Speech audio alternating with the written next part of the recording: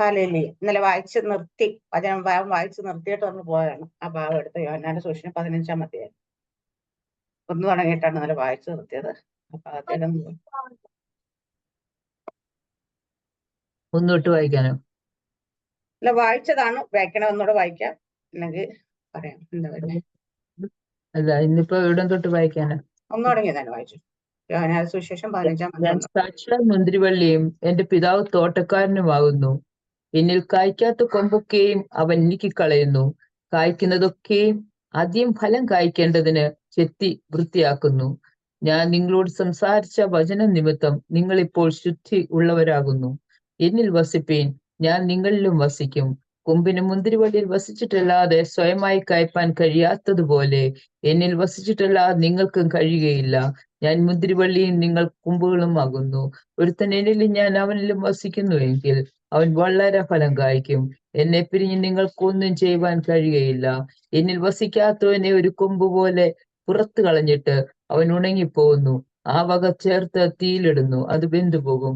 നിങ്ങൾ എന്നിലും എന്റെ വചനം നിങ്ങളിലും വസിച്ചാൽ നിങ്ങൾ ഇച്ഛിക്കുന്ന എന്തെങ്കിലും അപേക്ഷിപ്പീൻ, അത് നിങ്ങൾക്ക് കിട്ടും. നിങ്ങൾ വളരെ ഫലം കായ്ക്കുന്നതിനാൽ എന്റെ പിതാവ് മഹത്വപ്പെടുന്നു. അങ്ങനെ നിങ്ങൾ എന്റെ ശിഷ്യന്മാരാകും. പിതാവിനെ സ്നേഹിക്കുന്നത് പോലെ ഞാനും നിങ്ങളെ സ്നേഹിക്കുന്നു. എന്റെ സ്നേഹത്തിൽ വസിപ്പീൻ. ഞാൻ എന്റെ പിതാവിന്റെ കൽപ്പനകൾ പ്രമാണിച്ച് അവന്റെ സ്നേഹത്തിൽ വസിക്കുന്നത് പോലെ നിങ്ങൾ എന്റെ കൽപ്പനകൾ പ്രമാണിച്ചാൽ എന്റെ സ്നേഹത്തിൽ വസിക്കും. എന്റെ സന്തോഷം നിങ്ങൾ ഇരുപ്പാനും നിങ്ങളുടെ സന്തോഷം പൂർണ്ണമാകുവാനും ഞാനിത് നിങ്ങളോട് സംസാരിച്ചിരിക്കുന്നു. ഞാൻ നിങ്ങളെ സ്നേഹിച്ചിരിക്കുന്നത് പോലെ നിങ്ങളും അന്യോന്യം സ്നേഹിക്കണം എന്നാകുന്നു എന്റെ കൽപ്പന. സ്നേഹിതന്മാർക്ക് വേണ്ടി ജീവനെ കൊടുക്കുന്നതിലും മതിമുള്ള സ്നേഹം ആർക്കുമില്ല. ഞാൻ നിങ്ങളോട് കൽപ്പിക്കുന്നത് ചെയ്താൽ നിങ്ങൾ എന്റെ സ്നേഹിതന്മാർ തന്നെ. യജമാൻ ചെയ്യുന്നത് ദാസൻ അറിയായകൊണ്ട് ഞാൻ നിങ്ങളെ ദാസന്മാരെന്ന് ഇനിയും പറയുന്നില്ല. ഞാൻ എന്റെ പിതാവിനോട് കേട്ടതെല്ലാം നിങ്ങളോട് അറിയിച്ചത് കൊണ്ട് നിങ്ങളെ സ്നേഹിതന്മാർ എന്ന് പറഞ്ഞിരിക്കുന്നു. നിങ്ങൾ എന്നെ തെരഞ്ഞെടുത്തു എന്നല്ല, ഞാൻ നിങ്ങളെ തെരഞ്ഞെടുത്തു. നിങ്ങൾ പോയി ഫലം കായ്ക്കേണ്ടതിനും നിങ്ങളുടെ ഫലം നിലനിൽക്കേണ്ടതിനും നിങ്ങളെ ആക്കി വെച്ചുമിരിക്കുന്നു. നിങ്ങൾ എന്റെ നാമത്തിൽ പിതാവിനോട് അപേക്ഷിക്കുന്നൊക്കെ അവൻ നിങ്ങൾക്ക് തരുവാനായിട്ട് തന്നെ.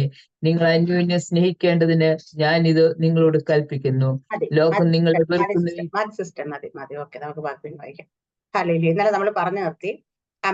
യോഹന്നാന്റെ സുവിശേഷം 15-ാം അധ്യായത്തിന്റെ 1-ാം വാക്യം ഒന്ന് തുടങ്ങി വായിച്ചിട്ട് പറഞ്ഞ് നമ്മളിവിടെ അമ്മയുടെ തിടത്ത് പറയുന്ന കാര്യം ഇവിടെ നിങ്ങൾ ഫലം കായ്ക്കണം, നിങ്ങൾ ഫലം കായ്ക്കും. എന്താണ് നമ്മുടെ ഫലം എന്നുള്ളതാണ്. അപ്പൊ ഇന്നലെ ചോദിച്ചപ്പോൾ ആരും മിണ്ടിയില്ല. അപ്പൊ അതുകൊണ്ട് ഇന്ന് നമുക്ക് തന്നെ ചിന്തിക്കാമെന്ന് വിചാരിച്ചു. ഫലവചനത്തില് അങ്ങനെ പറയുന്നത്, ഞാൻ സാക്ഷാൽ മുന്തിരിവള്ളി. നമ്മൾ ഈ ഭാഗത്ത് ഒരുപാട് പ്രസിദ്ധിച്ചില്ല. കാരണം പ്രത്യേകിച്ച് യോഹന്നാന്റെ സുവിശേഷം 14, 15, 16, 17 അധ്യായങ്ങൾ നമ്മൾ ഒരുപാട് പ്രാവശ്യം ഹല്ലേലൂയ നമ്മുടെ ഉപവാസപ്രത്തിനൊക്കെ പ്രത്യേകമായി എടുത്ത് ചിന്തിച്ചിട്ടുള്ള ഭാഗങ്ങളാണ്. അതുകൊണ്ട് നമുക്ക് ആമേൻ ഹല്ലേലൂയ ഈ ഭാഗത്ത് നന്നായിട്ട് അറിയാം. എന്നിരുന്നാലും ഇന്ന് പ്രഭാതത്തിൽ ഹല്ലേലൂയ ഈ ഭാഗത്ത് നിന്ന് കൂടെ നമ്മൾ ചിന്തിക്കാമെന്ന് വിചാരിക്കുന്നുണ്ട്.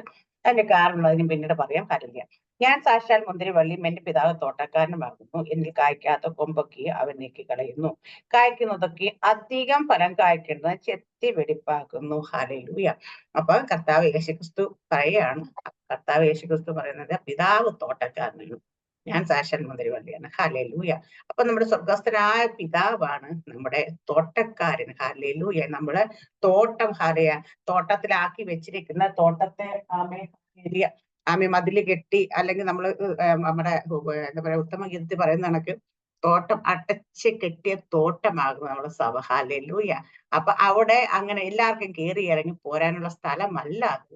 അതിനൊരു കാവൽക്കാരനുണ്ട്. ഹാലലി അതിന് അടച്ചുറപ്പുണ്ട്. ഹാലലി അത് ഹാലലി സംരക്ഷണം പ്രൊട്ടക്റ്റഡ് ആണ്. ഹാലലി ഇതെല്ലാം ഇപ്പൊ നമ്മൾ സഭ എന്ന് പറയുമ്പോഴത്തേന് സഭയ്ക്കൊരു പ്രൊട്ടക്ഷൻ ഉണ്ട്. ഹാലലി ആ സഭയെ വേർതിരിക്കപ്പെട്ട അപ്പൊ അത് ആ തോട്ടം സൂക്ഷിക്കുന്നത് ദൂതന്മാരല്ല, മറ്റ് അധികാരികളല്ല, നമ്മുടെ ആക്കി വെച്ച് ആരുമല്ല. അതിന്റെ സൂക്ഷിപ്പുകാരൻ കർത്താവ് യേശുക്രിസ്തു.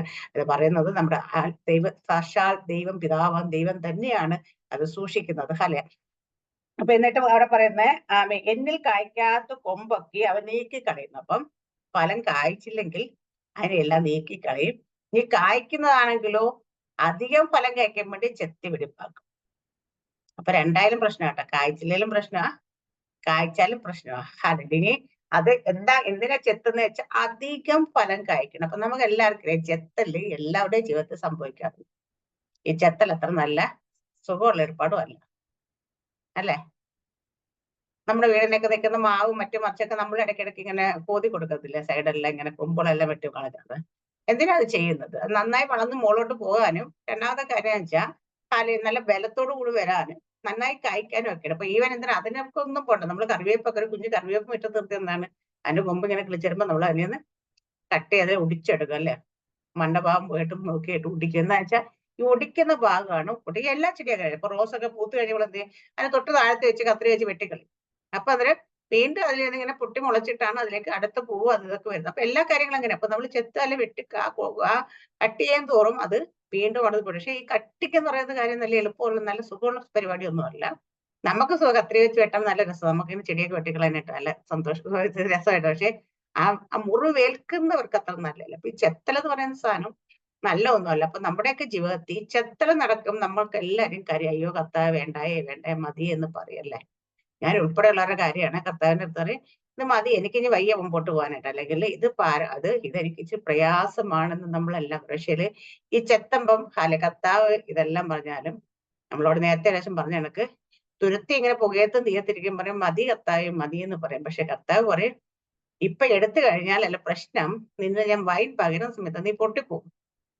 അപ്പൊ നീ കുറച്ച് തീയത്തോ പുകയത്തോ ഇരിക്കുന്നതല്ല എനിക്ക് വിഷയം, നീ പൊട്ടിപ്പോകാതിരിക്കുന്നതാണ് എന്റെ കാര്യം. ഞാൻ പൊട്ടാതിരിക്കാൻ വേണ്ടി ഞാൻ നോക്കുന്നതെന്ന് പറയാം. ഇതുപോലെ കർത്താവ് നമ്മളെ ചെത്തുമ്പോ എല്ലാവർക്കും വേദന. പക്ഷെ കർത്താവ് പറയും അധികം ഫലം കായ്ക്കണേ കുറച്ച് ചെത്തലൂടൊക്കെ കടന്നു പോകണം. ഹല്ലേലൂയ. ആ ചെത്തലൊക്കെ ഇങ്ങനെ നടന്നുകൊണ്ടേയിരിക്കും. ഒരു ഒരു മരത്തെ കണ്ടു കഴിഞ്ഞാൽ എങ്ങനെയാണോ അതുപോലെ തന്നെ നമ്മുടെ ജീവിതത്തിൽ നടക്കുന്ന. ഹല്ലേലൂയ. അവിടെ ഞാൻ നിങ്ങളോട് സംസാരിച്ച വചനം നിമിത്തം നിങ്ങൾ ഇപ്പോൾ ശുദ്ധിയുള്ള. അപ്പം നമ്മളെ ചെത്തുന്നത് എന്ത് വെച്ചാ? സാധാരണ നമ്മൾ ചെടിയൊക്കെ കത്രയൊക്കെ വെച്ചു. പക്ഷെ നമ്മളെ ചെത്തുന്നത് ദൈവം വചനം വെച്ചിട്ടാ ചെത്തുന്നത്. ഹല്ലേലൂയ. ആ വചനത്താലാണ് നമ്മളെ ശുദ്ധീകരിക്കുന്നത്. വചനം ഓരോ ദിവസം നമ്മുടെ ജീവിതത്തോട് ഇടപെട്ടുകൊണ്ടിരിക്കപ്പെടാ. അയ്യോ നമുക്കൊരു കുറവുണ്ടല്ലോ, അവിടെ ശകലം ഒരു വരാനുണ്ടല്ലോ, അല്ലെങ്കിൽ ഈ സ്വഭാവം എനിക്ക് വേണ്ടല്ലോ, ഇത് കളയാനുണ്ടല്ലോ എന്നൊക്കെ നമുക്ക് നമ്മുടെ ഹൃദയത്തിൽ വന്ന് നമ്മളെ ശുദ്ധീകരിക്കുന്ന എപ്പോഴും വചനം വെച്ച് തന്നെയാണ്. വചനം കേൾക്കുക. യഥാർത്ഥ വചനം കേട്ടാ നമ്മുടെ ഉള്ളിൽ കുത്തലുണ്ടാവും. കുത്തും. ഹല്ലേലൂയ. കാരണം അയ്യോ ഇവിടെ ഞാൻ ശരിയായിട്ടില്ലല്ലോ എന്ന് വിചാരിച്ചു. ഹല്ലേലൂയ. അപ്പൊ അവിടെ ഹല്ലേലൂയ വചന സംബന്ധിച്ച് നിങ്ങൾ ഇപ്പോൾ ശുദ്ധിയുള്ള എന്നിൽ വസിപ്പിൻ ഞാൻ നിങ്ങളിലും വസിക്കും. അപ്പൊ നമ്മുടെ കർത്താവ് യേശുക്രിസ്തു എന്നിൽ വസിപ്പിൻ ഞാൻ നിങ്ങളിലും വസിക്കാം എന്ന് പറഞ്ഞു. കാരണം നമ്മളൊക്കെ വിചാരിച്ചേക്കുന്നത് നമ്മളെ വസിക്കും, പിന്നെ നമ്മൾ പോയിട്ട് കർത്താവിൽ വസിക്കണം. പക്ഷെ കർത്താവിൽ വസിപ്പിൻ ഞാൻ നിങ്ങളിലും വസിക്കും. കൊമ്പിന് മുന്തിരിവള്ളി വസിച്ചില്ല, സ്വയമായി കായ്പാൻ കഴിയാതെ എന്നിൽ വസിച്ചില്ല നിങ്ങൾക്ക് കഴിയില്ല. അപ്പൊ കർത്താവ് യേശുക്രിസ്തുവിൽ നമ്മൾ വസിക്കണം എന്നുള്ളത് ഹല്ലേലൂയ ദൈവത്തിന്റെ ഒരു കൽപ്പന പോലെ തന്നെ ഇവിടെ പറഞ്ഞേക്കും. നമുക്ക് ഫലം കായ്ക്കണമെങ്കിൽ നമ്മൾ ദൈവത്തെ വസിക്കണം. നമ്മൾ ആരോടുകൂടെ ചേർന്നിരിക്കുന്നു അവന്റെ സ്വഭാവം. നമ്മളിപ്പം എല്ലാവർക്കും അറിയാം. നമ്മളിപ്പോ കുറച്ച് നാള് നമ്മുടെ റൂംമേറ്റോ അല്ലെങ്കിൽ നമുക്കൊരു അല്ലെങ്കിൽ നമ്മളെ ഓഫീസിലൊക്കെ ഏറ്റവും കൂടുതൽ നമ്മൾ ആരോടാണ് ഇടപെടുന്നത് അവരുടെ സ്വഭാവം നമ്മളിലേക്ക് അറിയാണ്ട് നമ്മൾ ചിലതൊക്കെ പകരപ്പെടുന്നത് പോലെ നമ്മൾ കർത്താവിനോട് ചേർന്ന് കർത്താവിന്റെ സ്വഭാവം നമ്മൾക്ക് ഫലം എപ്പോഴും ഞാൻ പറയാം നമ്മളെ കായ്ക്കാനല്ല പറഞ്ഞേക്കുന്നേ.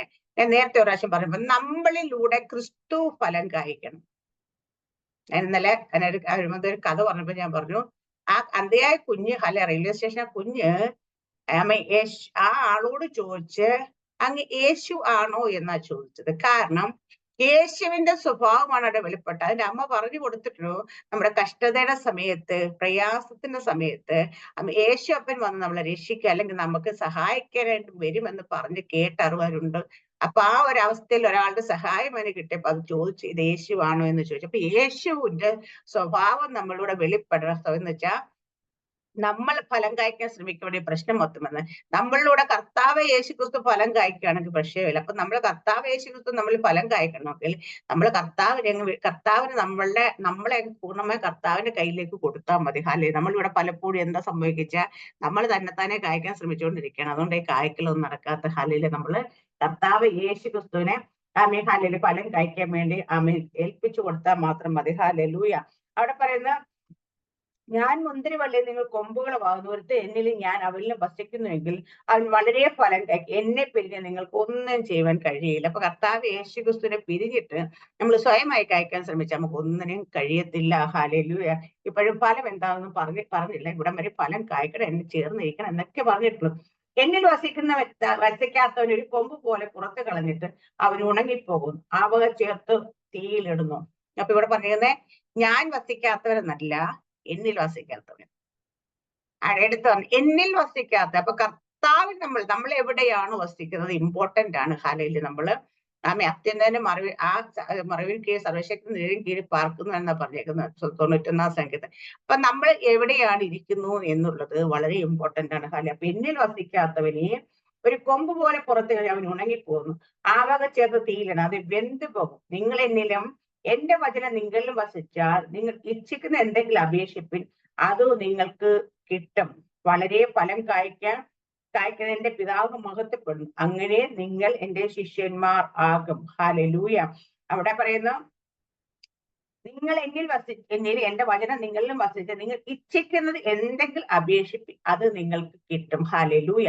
അപ്പൊ ഇച്ഛിക്കുന്നത് എന്തെങ്കിലും അപേക്ഷിപ്പി, അത് നിങ്ങൾ എങ്ങനെ ആയിരിക്കണം നമ്മുടെ ഇച്ഛ എന്ന് ചോദിച്ചാൽ, ദൈവത്തിന്റെ വചനം നമ്മൾ വസിച്ചാൽ നമ്മൾ ഇച്ഛിക്കുന്നത് വചനത്തിനനുസരിച്ച് ഇച്ഛിക്കത്തോളും. ഹല്ലേലൂയ അല്ലെ.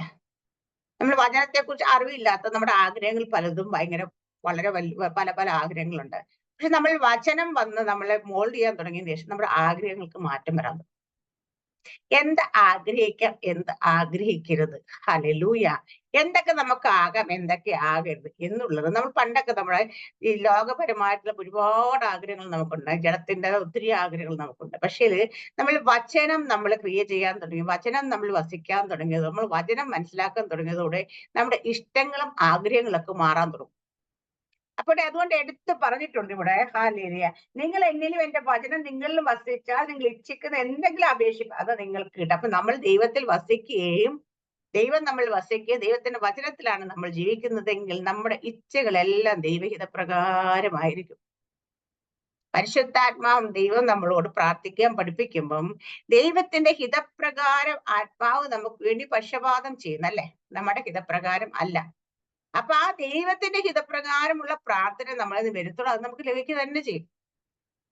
നമ്മുടെ ഹിതപ്രകാരമുള്ള പ്രാർത്ഥനകളാണ് പലപ്പോഴും മറുപടി ലഭിക്കാതെ ഇരിക്കുന്ന നമ്മൾ നിർബന്ധമൊക്കെ പിടിക്കുക, എനിക്ക് മറുപടി വേണം എന്നൊക്കെ പറയും. പക്ഷേല് അതിനൊന്നും മറുപടി ലഭിക്കണമെന്ന് നിർബന്ധമില്ല. പക്ഷേല് നമ്മൾ ദൈവത്തിന്റെ ഹിതപ്രകാരം പ്രാർത്ഥിക്കുന്ന എല്ലാ വചനം നമ്മൾ വസിച്ചുകൊണ്ട് വചനത്തിൽ അധിഷ്ഠിതമായി നമ്മൾ ചോദിക്കുന്ന എല്ലാ കാര്യങ്ങളും നമുക്ക് ലഭിക്കാറുണ്ട്. ഹല്ലേലൂയ. അടുത്ത പറയുന്നത്, നിങ്ങൾ വളരെ ഫലം കായ്ക്കുന്നത് എന്റെ പിതാവ് മഹത്വപ്പെടും, അങ്ങനെ നിങ്ങൾ എന്റെ ശിഷ്യന്മാർ. അപ്പം നമ്മൾ വളരെ ഫലം കായ്ക്കുന്നത് കൊണ്ട് പിതാവ് മഹത്വപ്പെടും, അങ്ങനെ നിങ്ങൾ എന്റെ ശിഷ്യന്മാർ ആകും. നമ്മൾ ഫലം കായ്ക്കുമ്പം പിതാവ് മഹത്വപ്പെടുന്ന രീതിയിൽ ഫലം കായ്ക്കുകയാണെങ്കിൽ നമ്മളെ വിളിക്കുന്ന പേര് ശിഷ്യന്മാരെന്നാണെന്നേ. ഹല്ലേലൂയ. കാരണം കർത്താവ് യേശുക്രിസ്തു നിങ്ങൾ എന്റെ ശിഷ്യന്മാർ ആകുന്നു. നിങ്ങൾ എന്ത് ചെയ്യണം? മാർക്കോസിന്റെ സുവിശേഷം 16-ാം അധ്യായത്തിൽ എടുത്ത് കൃത്യമായി നമുക്ക് വായിക്കാം. ഏറ്റവും റെഫറൻസ് അതാണ്. ഏറ്റവും ഞാൻ പറഞ്ഞത്, നിങ്ങൾ എന്റെ ലോകത്തിന്റെ അറ്റത്തോളം നിങ്ങൾ പോകണം. പോയിട്ട് സകല ജാതിയോളം നിങ്ങൾ സുവിശേഷം അറിയിക്കണം.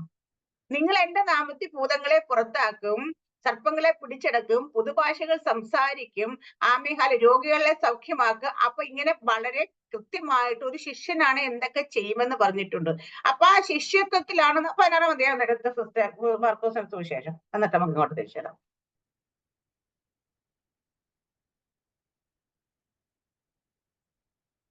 മർക്കോസ് 16-ാം അധ്യായം ലാസ്റ്റ് 15, 16, 17 വാക്യങ്ങള്.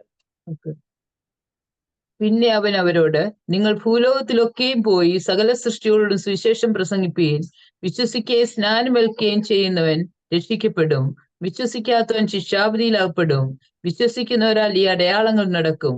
എന്റെ നാമത്തിൽ അവർ ഭൂതങ്ങളെ പുറത്താക്കും, പുതുഭാഷകൾ സംസാരിക്കും, സർപ്പങ്ങളെ പിടിച്ചെടുക്കും, മരണകരമായ എന്ത് കുടിച്ചാലും അവർക്ക് ഹാനി വരികയില്ല, രോഗികളുടെ മേൽ കൈവച്ചാൽ അവർക്ക് സൗഖ്യം വരും എന്ന് പറഞ്ഞു. ആമേൻ. സ്തോത്രം. ഇവിടെ പറയുന്നത്, നിങ്ങൾ പിന്നെ അവൻ അവരോട്, ഇവിടെ 12 ശിഷ്യന്മാരെ എടുത്തിട്ട് ആ 11 ലാസ്റ്റുള്ള ശിഷ്യന്മാരോട് കർത്താവ് യേശുക്രിസ്തു പറയുന്നതാണ്. ഹല്ലേലൂയ. അവിടെ പറയുന്നത്, പിന്നെ അവൻ 11 പേർ ഭക്ഷണത്തിലിരിക്കുമ്പോൾ അവർക്ക് പ്രത്യക്ഷനായി. അവൻ തന്നെ യുഗത്തെ എതിർക്കുന്ന കണ്ടവരുടെ വാക്ക് വിശ്വസിക്കാൻ അവരുടെ അവിശ്വാസത്തെ ഹൃദയകാരണ ശാസ്ത്രി. പിന്നെ അവൻ അവരോട്, നിങ്ങൾ ഭൂലോകത്തിലൊക്കെയും പോയി സകല സൃഷ്ടിയോടും സുവിശേഷം പ്രസംഗിപ്പിൻ. അപ്പം കർത്താവിന്റെ ശിഷ്യന്മാരായിരിക്കുന്നവർ ഫലം കായ്ക്കുന്ന എങ്ങനെയാണെന്നാണ് പറയുന്നത്. എന്തോ ഫലമാണ് അവർക്ക്. അപ്പൊ സകല സൃഷ്ടിയോടും പേര് സുവിശേഷം പറയണം. വിശ്വസിക്കുക സ്നാനമേൽക്കുകയും ചെയ്ത് രക്ഷിക്കപ്പെടും, വിശ്വസിക്കാത്ത ശിക്ഷാവിധിയാകപ്പെടും. വിശ്വസിക്കുന്നവരാൽ ഈ അടയാളങ്ങൾ നടക്കും. അപ്പം വിശ്വസിച്ച് സ്നാനമേൽക്കുന്ന അല്ലെങ്കിൽ നമ്മൾ ദൈവത്തിന്റെ ശിഷ്യത്വത്തിലേക്ക് വരുന്നവർക്ക് ഈ അടയാളങ്ങളൊക്കെ ചെയ്യാനായിട്ട് നടക്കും. എന്തൊക്കെ അടയാളങ്ങളാ? എന്റെ നാമത്തിൽ ഭൂതങ്ങളെ പുറത്താക്കും. എങ്ങനെയാ നമ്മൾ ഫലം കായ്ക്കുന്നതെന്ന് പറഞ്ഞാൽ നമ്മള് ദൈവത്തിന്റെ കർത്താവിന്റെ നാമത്തിൽ പറഞ്ഞ ഭൂതങ്ങൾ പുറത്ത് പുതുഭാഷകൾ സംസാരിക്കും. സർപ്പങ്ങളെ പിടിച്ചെടുക്കുന്ന അന്ധകാര ശക്തികളെയൊക്കെ പിടിച്ചെടുക്കുക. അവരുടെ മേൽ അധികാരം ഉണ്ടാവും നമുക്ക്. ഹല്ലേലൂയ. മര യാതൊന്നും കുറിച്ച് അവർക്ക് ഹാനി വരികയില്ല. അപ്പൊ നമ്മുടെ ഉള്ളിൽ വിഷം ചെന്നാൽ പോലും കൊല്ലാൻ പറ്റത്തില്ല. കാരണം അത് ഹാനി വരുത്തില്ല. ഹല്ലേലൂയ. അടുത്ത പറയുന്നത് രോഗികളുടെ മേൽ കൈവച്ചാൽ അവർക്ക് സൗഖ്യം വരും. നമുക്ക് രോഗികളുടെ മേൽ കൈവച്ച് കഴിഞ്ഞാൽ അവരെ സൗഖ്യമാക്കൽ, രോഗശാന്തി, ആമേഹാൽ. ഇത് നമ്മുടെ ഇതൊക്കെയാണ് ഒരു ശിഷ്യനായി കഴിഞ്ഞാൽ ഫലം കായ്ക്കാനായിട്ട് പറയാം. എന്റെ വചനം നിങ്ങൾ വസിച്ചാൽ നിങ്ങൾ ഇച്ഛിക്ക് എന്താ ആശ നിങ്ങൾ വളരെ ഫലം കായ്ക്കുക. എന്റെ പിതാവ് മഹത്വം. അപ്പൊ നമ്മൾ ഇതൊക്കെ ചെയ്ത് ഫലം കായ്ക്കുമ്പോഴാണ് നമ്മുടെ പിതാവ് മഹത്വപ്പെടും. ഇപ്പൊ നമ്മൾ ഒരിടത്തേക്ക് ചെന്നിട്ട് ഒരു ജനക്കൂട്ടത്തിനടുത്തേക്ക് അല്ലെങ്കിൽ നമ്മൾ ഒരു സ്ഥലത്തേക്ക് ഒരു സുവിശേഷം അറിയിക്കാൻ കടന്നിപ്പോ അവിടെ രോഗിയുണ്ട്. എങ്ങനെയായിരുന്നു അപ്പോസ്തല പ്രവൃത്തികൾ നമ്മൾ കണ്ടത്? ദൈവത്തിന്റെ നാമം എങ്ങനെയാ മഹത്വപ്പെട്ടത്? ദൈവത്തെ എങ്ങനെയാ ആൾക്കാർ ഭയപ്പെട്ടത്? ദൈവത്തെ എങ്ങനെയാ അവരെല്ലാവരും കർത്താവായി സ്വീകരിക്കേണ്ടത്? അവരുടെ ഇടയിൽ നടന്ന അത്ഭുതങ്ങളാലും അടയാളങ്ങളാലും വീര്യപ്രവൃത്തികളാലും ഈ വചനത്തെ ഉറപ്പിച്ച് അവിടെ അതായിരുന്നു അതിന്റെ ഫ്രൂട്ട്. അല്ലെ? നമ്മൾ അങ്ങനെ ഫലം കായ്ച്ചപ്പോഴാണ് പിതാവിന്റെ ദൈവത്തിന്റെ നാമം മഹത്വപ്പെടാൻ കാരണമായത്. അടുത്ത പറയുന്നത് ഹല്ലേലൂയ, നിങ്ങൾ എന്റെ ശിഷ്യന്മാരാകുമെന്ന്. ഇങ്ങനെ ഫലം കായ്ക്കുന്നതിന്റെ പിതാവ് അങ്ങനെ നിങ്ങൾ എന്റെ ശിഷ്യന്മാരാകും. അപ്പൊ അങ്ങനെയാണ് നമ്മൾ ശിഷ്യന്മാരെന്ന് തെളിയിക്കുന്ന. കർത്താവ് യേശുക്രിസ്തു ചെയ്തതുപോലെ തന്നെ കർത്താവ് യേശുക്രിസ്തു അധികം ചെയ്യുന്നതാണ് ശിഷ്യന്മാർ. കർത്താവിന്റെ അതേ സ്വഭാവം ഫോളോ ചെയ്യുന്ന ശിഷ്യന്മാർ. അങ്ങനെ നമ്മൾ ദൈവത്തിന്റെ ശിഷ്യന്മാർ ആകുന്ന ആ ശിഷ്യത്വം വെളിപ്പെടുമ്പോഴാണ് സ്വർഗസ്ഥനായ പിതാവിന്റെ നാമം മഹിമപ്പെടുന്നത്. ഹല്ലേലൂയ. അടുത്ത് എഴുതിയേക്കുന്നത് ആമേൻ, പിതാവ് എന്നെ സ്നേഹിക്കുന്ന പോലെ ഞാനും നിങ്ങളെ സ്നേഹിക്കുന്നു. എന്റെ സ്നേഹത്തിൽ വസിപ്പിൻ. ഞാൻ എന്റെ പിതാവിന്റെ കൽപ്പന പ്രമാണിച്ച് അവന്റെ സ്നേഹത്തിൽ വസിക്കുന്നു. നിങ്ങൾ എന്റെ കൽപ്പന പ്രമാണിച്ച് എന്റെ സ്നേഹത്തിൽ വസിക്കുക. അടുത്തത് ആമേൻ, ഹല്ലേലൂയ.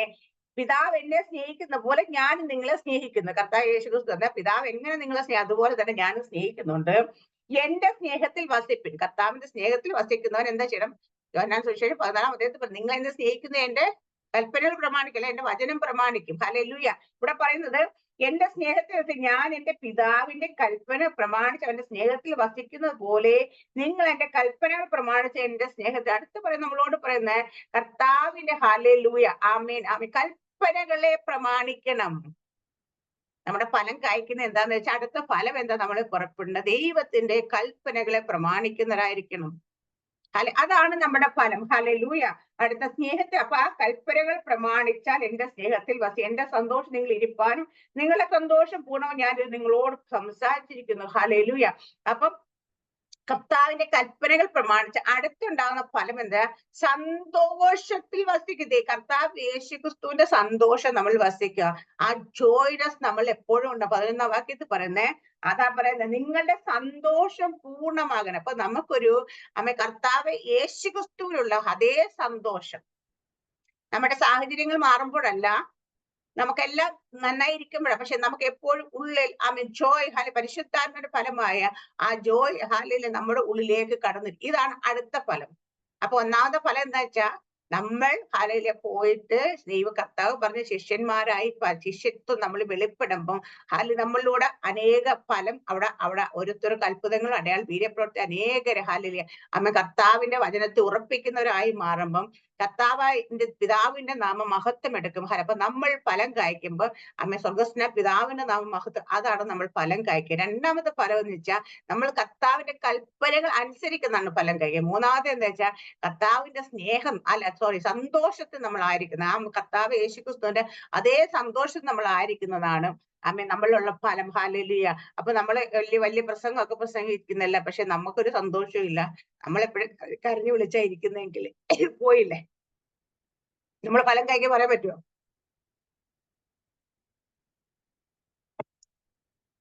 മറ്റുള്ളവരെ ഓർപ്പിക്കാനും മറ്റുള്ളവരെ ഉപദേശിക്കാനും പ്രസംഗിക്കാനും പ്രാർത്ഥിക്കാനും എല്ലാം മുമ്പില്ല. പക്ഷെ നമ്മുടെ ജീവിതത്തിൽ നമുക്കൊരു സന്തോഷവും ഇല്ല, സമാധാനവും ഇല്ല. എപ്പോഴും കണ്ണുനീരാണ്, അല്ലെങ്കിൽ നമുക്കൊരു പരാതിയാണെങ്കിൽ നമ്മൾ ഫലം കായ്ക്കുന്നവരാണെന്ന് പറയാൻ പറ്റത്തില്ല. ഹല്ലേലൂയ. അടുത്ത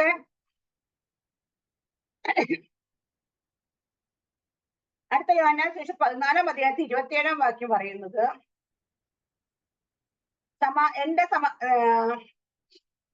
സമാധാനം ഞാൻ നിങ്ങൾക്ക് തന്നേച്ചു, എന്റെ സമാധാനം ഞാൻ നിങ്ങൾക്ക് തരുന്നു, ലോകം തരുന്ന പോലെ ഞാൻ നിങ്ങൾക്ക്, നിങ്ങളുടെ ഹൃദയം കലങ്ങിയും ഭ്രമിക്കുകയരുത്.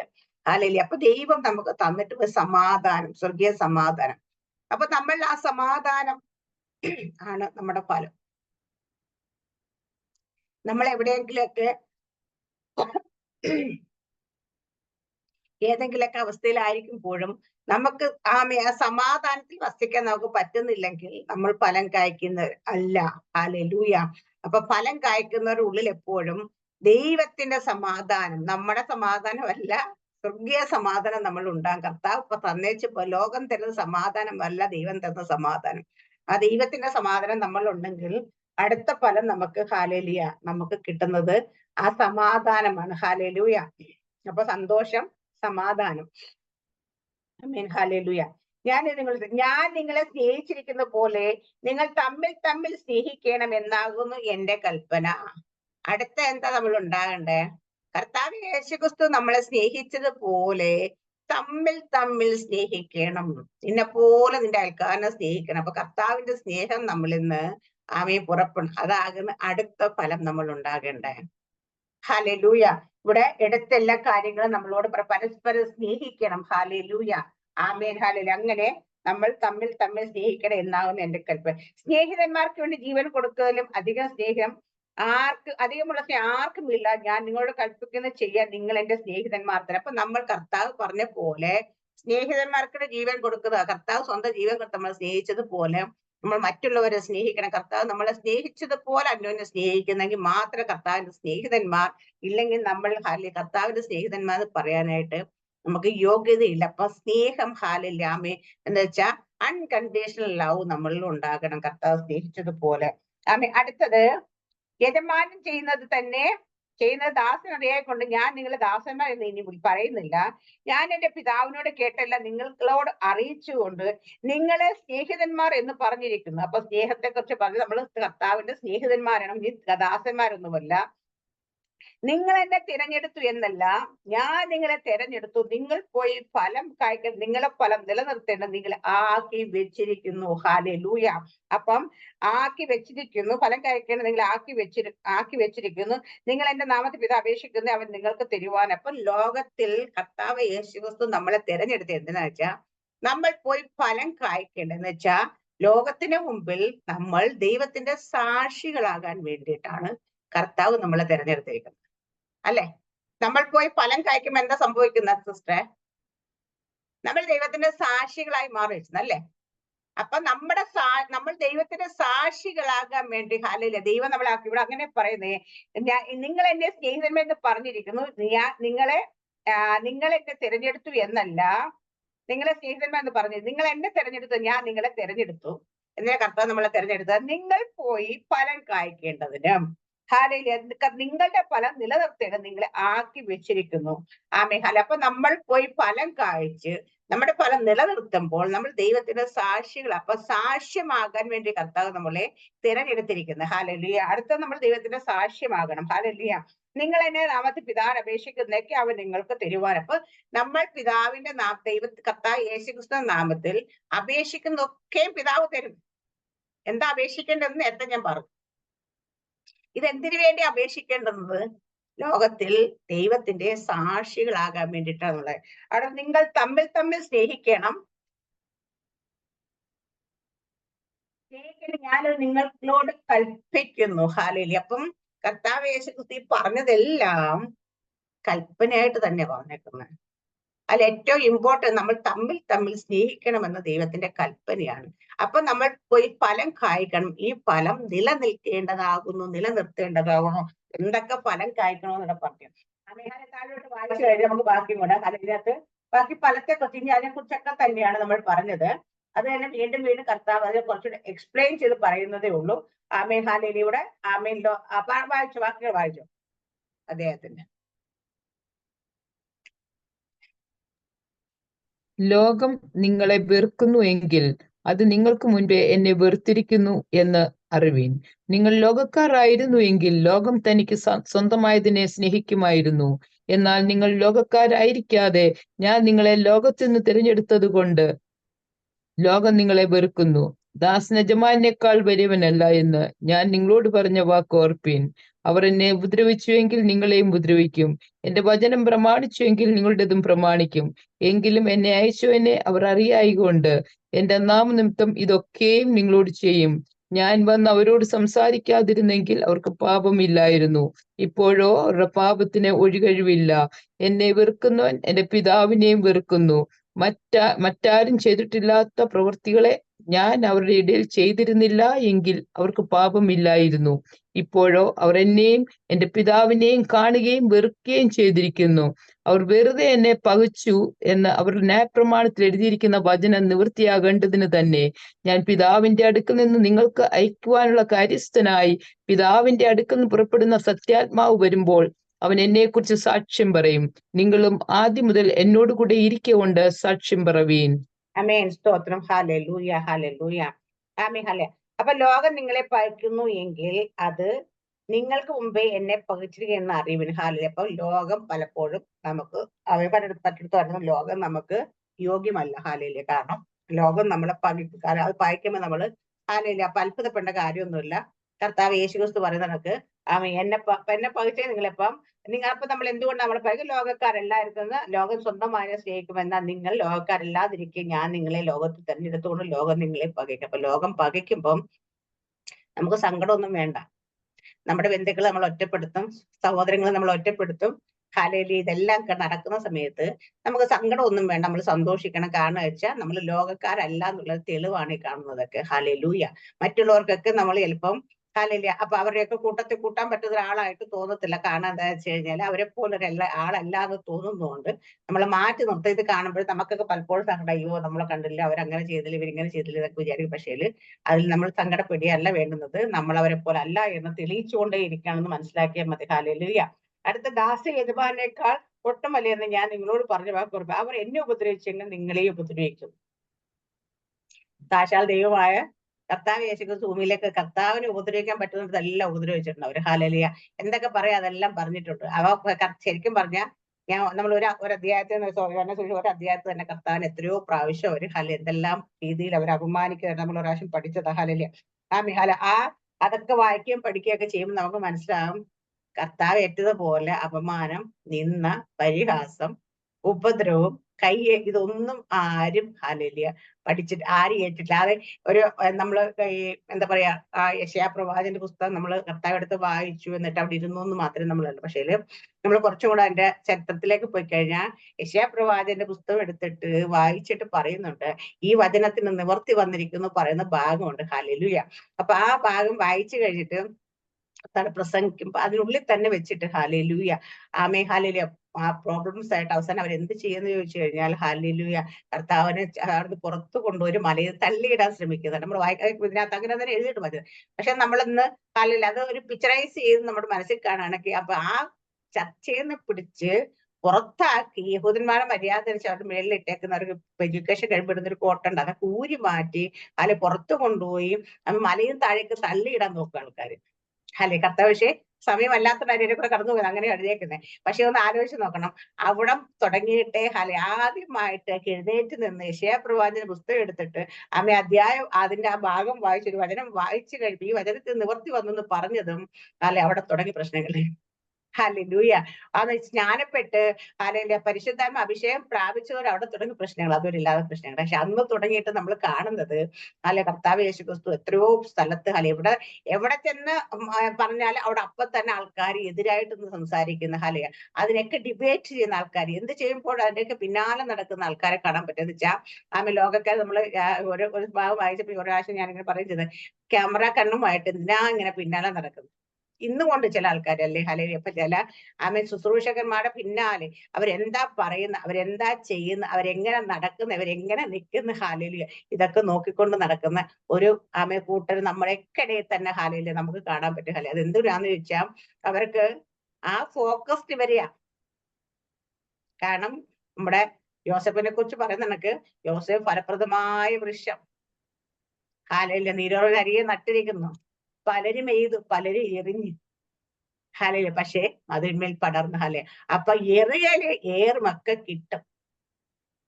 ഹാലയില്ല. അത് കിട്ടുമ്പോ മനസ്സിലാക്കിക്കോണം അതിനകത്ത് എന്തോ ഫലമുണ്ട്, അതുകൊണ്ടാ ഏറ് വരുന്നത്. ഹാലയില്ല. അല്ലെങ്കിൽ ആ മേഹാല ഇതൊക്കെ വരുന്നത്. അപ്പൊ കായ്ക്കുന്ന മാവിൽ എറിയത്തോളം പറഞ്ഞിട്ട് ആ മേഹാലയെ പിന്നാലെ നടന്ന് ആരെങ്കിലും എറിയുന്നുണ്ടെങ്കിൽ പിന്നെ അത് മനസ്സിലാക്കിക്കോണം. ഹാലേ, നമ്മുടെയൊക്കെ ജീവിതത്തിൽ എവിടെയൊക്കെ എന്തൊക്കെയോ ഫലമുണ്ട് കേട്ടോ. അതുകൊണ്ട് ഏറൊക്കെ വരുന്നത്. അപ്പൊ ഏറൊക്കെ വരുമ്പം സങ്കടമൊക്കെയാണ്, വിഷമമൊക്കെ വരുമെങ്കിലും അതിന് ഒരർത്ഥത്തിൽ നമുക്ക് സന്തോഷിക്കാൻ പറ്റും. ഹാലയില്ല. അവിടെ ഹാലയില്ല. അപ്പൊ കർത്താവ് അപ്പൊ ദാസനേക്കാൾ യജമാനേക്കാട്ട് ഒട്ടും വിശേഷ ദാസ. പക്ഷെ അതുകൊണ്ട് എന്നെ അവര് പകച്ചെങ്കിൽ നിങ്ങളെയും പകയ്ക്കും. അപ്പൊ അതുകൊണ്ട് നിങ്ങൾ പകയൊക്കെ വരുമ്പോൾ ഉപദ്രവമൊക്കെ വരുമ്പോൾ ഇതൊക്കെ വരുമ്പോൾ സങ്കടപ്പെടേണ്ട കാര്യമില്ല. ഉപദ്രവമൊക്കെ എന്നെ ഉപദ്രവിച്ചാലല്ലേ നിങ്ങളെ ഉപദ്രവിക്കുക കേട്ടോ. അതാണ് കർത്താവ് നമുക്ക് തരുന്ന അഷുറൻസ്. അതാണ് കർത്താവ് നിങ്ങളെ ഞാൻ ആരും ഉപദ്രവിക്കത്തില്ല, നിങ്ങൾക്ക് എല്ലാം വേണ്ടി ഞാൻ ഉപദ്രവം എല്ലാം ഏറ്റിട്ടുണ്ട് കേട്ടോ, ഞാൻ എല്ലാ കഷ്ടത ഏറ്റിട്ടുണ്ട്, ഇനി നിങ്ങൾക്ക് കഷ്ടത ഒന്നും ഇല്ലെന്ന് കർത്താവ് പറയുന്നില്ല. കർത്താവ് കൃത്യമായി പറയുന്നുള്ളൂ, എന്നെ ഉപദ്രവിച്ചാൽ നിങ്ങളെ ഉപദ്രവിക്കും, എന്നെ പകച്ചാൽ നിങ്ങളെയും പകയ്ക്കും, എനിക്ക് കഷ്ടമുണ്ട് നിങ്ങളും കഷ്ടമുണ്ട്. ഹാലയിൽ ഇതെല്ലാം ഉണ്ട്. ഹാലയിലൂടെ പറയുന്നത് എന്നുകേൽ നിങ്ങളെയും ഉപദ്രവിക്കും, എന്റെ വചനം പ്രമാണിച്ചെങ്കിൽ നിങ്ങളെ പ്രമാണിക്കും. അപ്പൊ അടുത്ത പറഞ്ഞ കർത്താവ് പറഞ്ഞ വചനം പ്രമാണിച്ചെങ്കിൽ നമ്മുടെ പ്രമാണിക്കും. നമ്മൾ പലപ്പോഴും പറയുമ്പോൾ നമ്മൾ പറയുന്ന സുവിശേഷം അവര് ഇങ്ങനെ ചെവി കൂടെ കേട്ട് ഇപ്പുറത്തോട് വിടുന്ന പോലുമില്ല. ചിലപ്പോൾ കേൾക്കാൻ പോലെ കേട്ടേട്ടാണ് ഇതൊക്കെ ഇവിടെ പറയണ്ട കേട്ടോ, നമുക്ക് ഇതിന്റെ ഒന്നും ആവശ്യമില്ല കേട്ടോ. ഹാലല്ലേ, ഇതൊക്കെ വേറെ എവിടെയെങ്കിലും പോയി പറഞ്ഞു എന്ന് പറയുമ്പോൾ അവര് കേൾക്കാൻ പോലും മനസ്സ് കാണിക്കാറില്ലെങ്കിൽ കാരണം അതൊക്കെയാണ് നമുക്ക് വിഷമമൊന്നും വേണം. നമുക്ക് എനിക്ക് ഭയങ്കര സങ്കടം, മറ്റൊന്നും വേണ്ട, നമുക്കൊന്നും തന്നില്ലേലും കുഴപ്പമൊന്നും. പക്ഷേ നമ്മൾ കർത്താവിനെ കുറിച്ച് പറയുമ്പോൾ കേട്ടില്ല, ഭയങ്കര വിഷമം ദേഷ്യമൊക്കെ വരും. പക്ഷെ കർത്താവ് പറയുന്നത് ഞാൻ പറഞ്ഞിട്ട് കേട്ടില്ല, അപ്പൊ നിങ്ങൾ പറഞ്ഞിട്ട് കേൾക്കാതിരിക്കും. ഹാലല്ലേ, അതൊക്കെ ഒന്ന് കാര്യമാക്കേണ്ട കാര്യമില്ലെന്ന് പറയുന്നത്. ഹാലല്ലേ. പക്ഷെ നമ്മൾ നമ്മുടെ പ്രവൃത്തി ചെയ്തുകൊണ്ടേയിരിക്കും. അതാ കർത്താവ് പറഞ്ഞിട്ട് കേൾക്കുന്ന ചെവിയുള്ളവൻ കേൾക്കട്ടെ. കർത്താവ് എല്ലായിടവും പറഞ്ഞിട്ട് അവസാനം പറയുന്നത് ചെവിയുള്ളവൻ കേൾക്കട്ടെ. അപ്പൊ നമ്മളും ആ ഒരു മൈൻഡ് സെറ്റപ്പിലൊക്കെ പോയാൽ കുഴപ്പമില്ല. പക്ഷെ നമുക്ക് ആ മൈൻഡ് സെറ്റപ്പ് അല്ലാത്തുള്ള പ്രശ്നമാണ് നമുക്ക് ദേഷ്യമൊക്കെ വരുന്നത്. ഹാലല്ലേ. അടുത്ത നിങ്ങളുടെ എങ്കിലും എന്നെ അയച്ചവനെ അവർ അറിയാൻ കൊണ്ട് എന്റെ നാമനിർത്തി ഇതൊക്കെയും നിങ്ങളോട് ചെപ്പം എന്തുകൊണ്ട് അവരതൊക്കെ ചെയ്യുന്ന വെച്ചാ നമ്മൾ അയച്ചിരിക്കുന്ന ആരാന്ന് അവർക്ക് മനസ്സിലാകാത്തോണ്ടാ. നമ്മളെ തെരഞ്ഞെടുത്ത ആരാ, നമ്മളെ ഈ ആക്കി വെച്ചിരിക്കുന്ന ആരാന്ന് മനസ്സിലാകാത്തോണ്ട്. അപ്പൊ ചിലരൊക്കെ ചോദിക്കും, ഞങ്ങളുടെ വീട്ടിൽ ബൈബിളല്ലേ, ഞങ്ങൾക്ക് വായിച്ചാൽ മനസ്സിലാകത്തില്ലേ, ഞങ്ങളോട് നിങ്ങളൊന്ന് പറയുന്ന കാര്യം എന്താ എന്ന് ചോദിക്കാറുണ്ട്. അല്ലെ, കാരണം അവരുടെ വിചാരം നമ്മളെന്തോ തന്നെത്താനെ ഇതിനു വേണ്ടി ചെല്ലുന്നു എന്ന് വിചാരിച്ചിട്ട്, നമ്മൾ തന്നെ ചെല്ലുന്നല്ല, ദൈവം നമ്മളെ ആക്കി വെച്ചിരിക്കുന്ന, ദൈവം നമ്മൾ അയക്കുന്നു എന്ന് അവർക്ക് മനസ്സിലാകാത്തോണ്ട പ്രശ്നമാണ് അത്. ഹല്ലേലൂയ, ആമേൻ. ഞാൻ വന്ന് അവരോട് സംസാരിക്കാതിരുന്നെങ്കിൽ അവർക്ക് പാപമില്ല, ഇപ്പോഴും അവരുടെ പാപത്തിന് ഒരു കഴിവില്ല, എന്നെ പകയ്ക്കുന്ന എന്റെ പിതാവിനെയും പകയ്ക്കുന്നു. ഹാലെ, കർത്താവ് യേശുക്രിസ്തു വന്ന് സംസാരിച്ചത് കൊണ്ട് ഇനി പാപമില്ല. അപ്പൊ നമ്മൾ അതുപോലെ വചനം പോയി ഒരാളോട് പറഞ്ഞില്ലായിരുന്നെങ്കിൽ, അവർക്ക് അറിവില്ല എന്നെങ്കിൽ പറയായിരുന്നു. പക്ഷെ നമ്മൾ പറഞ്ഞിട്ട് അവർ കേൾക്കാതിരിക്കുന്നെങ്കിൽ അവർ പാപത്തിൽ നിന്ന് ഒഴിവുള്ളവർ അല്ല എന്ന് തന്നെ മനസ്സിലാക്കണം. ഹാലലിയ. ആരെങ്കിലും വചനം കേട്ടിട്ട് ഹാലലിയ നിങ്ങൾ ഇതുവരെ കർത്താവിനെ സ്വീകരിക്കാതൊക്കെ ഇരിക്കുകയാണ്, സുവിശേഷം കേട്ട് നിങ്ങൾ അത് മനസ്സിലാക്കിയിട്ട് നിങ്ങൾ തള്ളിക്കളയുകയാണെങ്കിൽ ആ പാപത്തിൽ നിന്ന് ഒഴിവുള്ളവരല്ല. അപ്പൊ നിങ്ങൾ കേൾക്കാതിരുന്നെങ്കിൽ നിങ്ങൾക്ക് പാപം നിങ്ങൾ നിൽക്കത്തില്ല എന്ന് പറഞ്ഞു. അപ്പൊ ഇന്ന് വചനം കേൾക്കാനായിട്ട് സകല ജനത്തിന് ഓൾമോസ്റ്റ് ഞാൻ പറയാം ഒരു 99% ആൾക്കാർക്ക് ഇന്ന് കേൾക്കാനായിട്ടുള്ള ഉപാധികളെല്ലാം ഉണ്ട്. ഇന്ന് എല്ലായിടത്തും ബൈബിള് കിട്ടും. ഇന്ന് എല്ലാ മൊബൈലിലും ബൈബിൾ ആപ്പ് ഇൻസ്റ്റാൾ ചെയ്യാൻ പറ്റും. എപ്പത്തുള്ള യൂട്യൂബ് ആണെങ്കിലും ഫേസ്ബുക്ക് ആണെങ്കിലും ഇപ്പൊ നമ്മൾ വാട്സപ്പ് ആണെങ്കിലും എല്ലായിടത്തും ഡെയിലി ദൈവദാസന്മാർ ഇരുന്നിട്ട് വചനം പ്രസംഗിക്കുന്ന എല്ലാവരും എളുപ്പം. അത് നമ്മൾ വിചാരിക്കും നമുക്ക് രാവിലെ ആകുമ്പോൾ നേരെ നമുക്ക് മോർണിംഗ് മെസ്സേജ് കിട്ടും. ജെറി പാസ്റ്റർ ഒക്കെ എത്ര പനി എന്തൊക്കെയാണെങ്കിലും ഒരൊറ്റ ദിവസം പോലെ മോർണിംഗ് മെസ്സേജ് മുടക്കിയാൽ കേട്ടോ. അതുപോലെ ഷാജി പാസ്റ്റർ ഒക്കെ നമ്മൾ കാണുകയാണെങ്കിൽ എന്തോരം ഒരു ദിവസം എത്ര എടുത്തേ കൂടുതൽ ശുശ്രൂഷ, എന്നാൽ പോലും ഒരു ദിവസം പോലെ മോർണിംഗ് മെസ്സേജ് മുടക്കുന്ന കാണുന്നത്. കാരണം അവർ അത്രയും തിരക്കിന്റെ ഇടയിൽ അത്രയും എഫർട്ട് എടുത്ത് ആ ടൈം സ്പെൻഡ് ചെയ്താലേ ഒരു മെസ്സേജ് വരത്തുള്ളൂ. ചുമ്മാ രാവിലെ എഴുന്നേറ്റ് മൊബൈൽ എടുത്ത് റെക്കോർഡ് ചെയ്യുന്ന മെസ്സേജ് വരത്തില്ല അല്ലേ. അവരതിനുവേണ്ടി പ്രാർത്ഥിക്കണം, ബൈബിൾ വായിക്കണം, അത് മെഡിറ്റേറ്റ് ചെയ്യണം. അതിനുവേണ്ടി ടൈം സ്പെൻഡ് ചെയ്യുമ്പോഴാണ് ഹാലയിലെ നമുക്കൊരു 10 മിനിറ്റിന്റെ 15 മിനിറ്റ് മെസ്സേജ് ആയി കിട്ടണമെങ്കിൽ ഒരു മിനിമം ഒരു 1 അവറെങ്കിലും ദിവസം ഇരുന്നാലേ അത് കിട്ടത്തുള്ളൂ.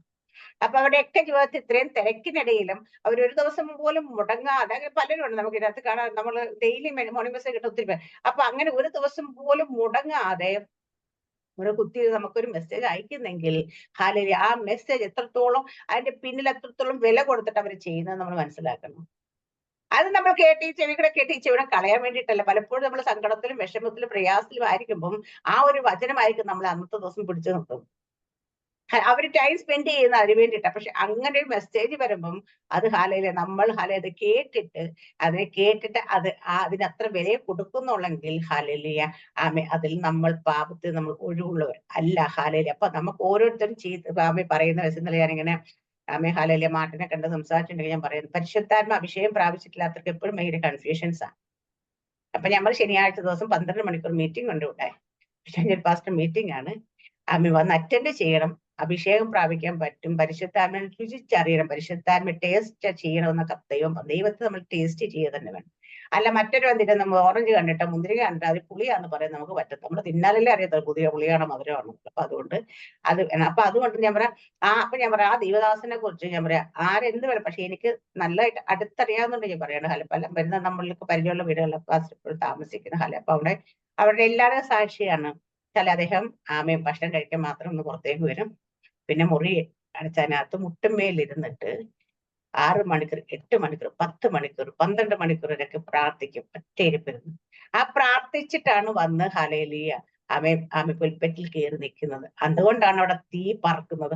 തീ തന്നെയാണ് സാക്ഷരാർത്ഥത്തിൽ എല്ലാവർക്കും തീയെന്ന് കേൾക്കും. ഇന്ന് ഒരു വിഭാഗം ആൾക്കാർക്ക് ഭയങ്കര ഇറിറ്റേഷനാ. പക്ഷേ ഞാൻ പറയാം എന്റെ ജീവിതത്തിൽ ഞാൻ അത് അനുഭവിച്ചിട്ട് കാരണം നമ്മുടെ തലയിലേക്ക് ഒരു കന്നാസ് പെട്രോളോ മണ്ണെണ്ണ എടുത്ത് ഒഴിച്ചിട്ട് തീ കത്തിച്ച് എങ്ങനെ കത്തുമോ അതുപോലെ തീ എന്റെ ശരീരത്തിൽ കത്തിയ അനുഭവം എനിക്കുണ്ട്. അതുകൊണ്ട് അത് തീ തന്നെയാണ് ദൈവത്തിന്റെ ആത്മാവിന്റെ ശക്തി ഇറങ്ങുന്നത്.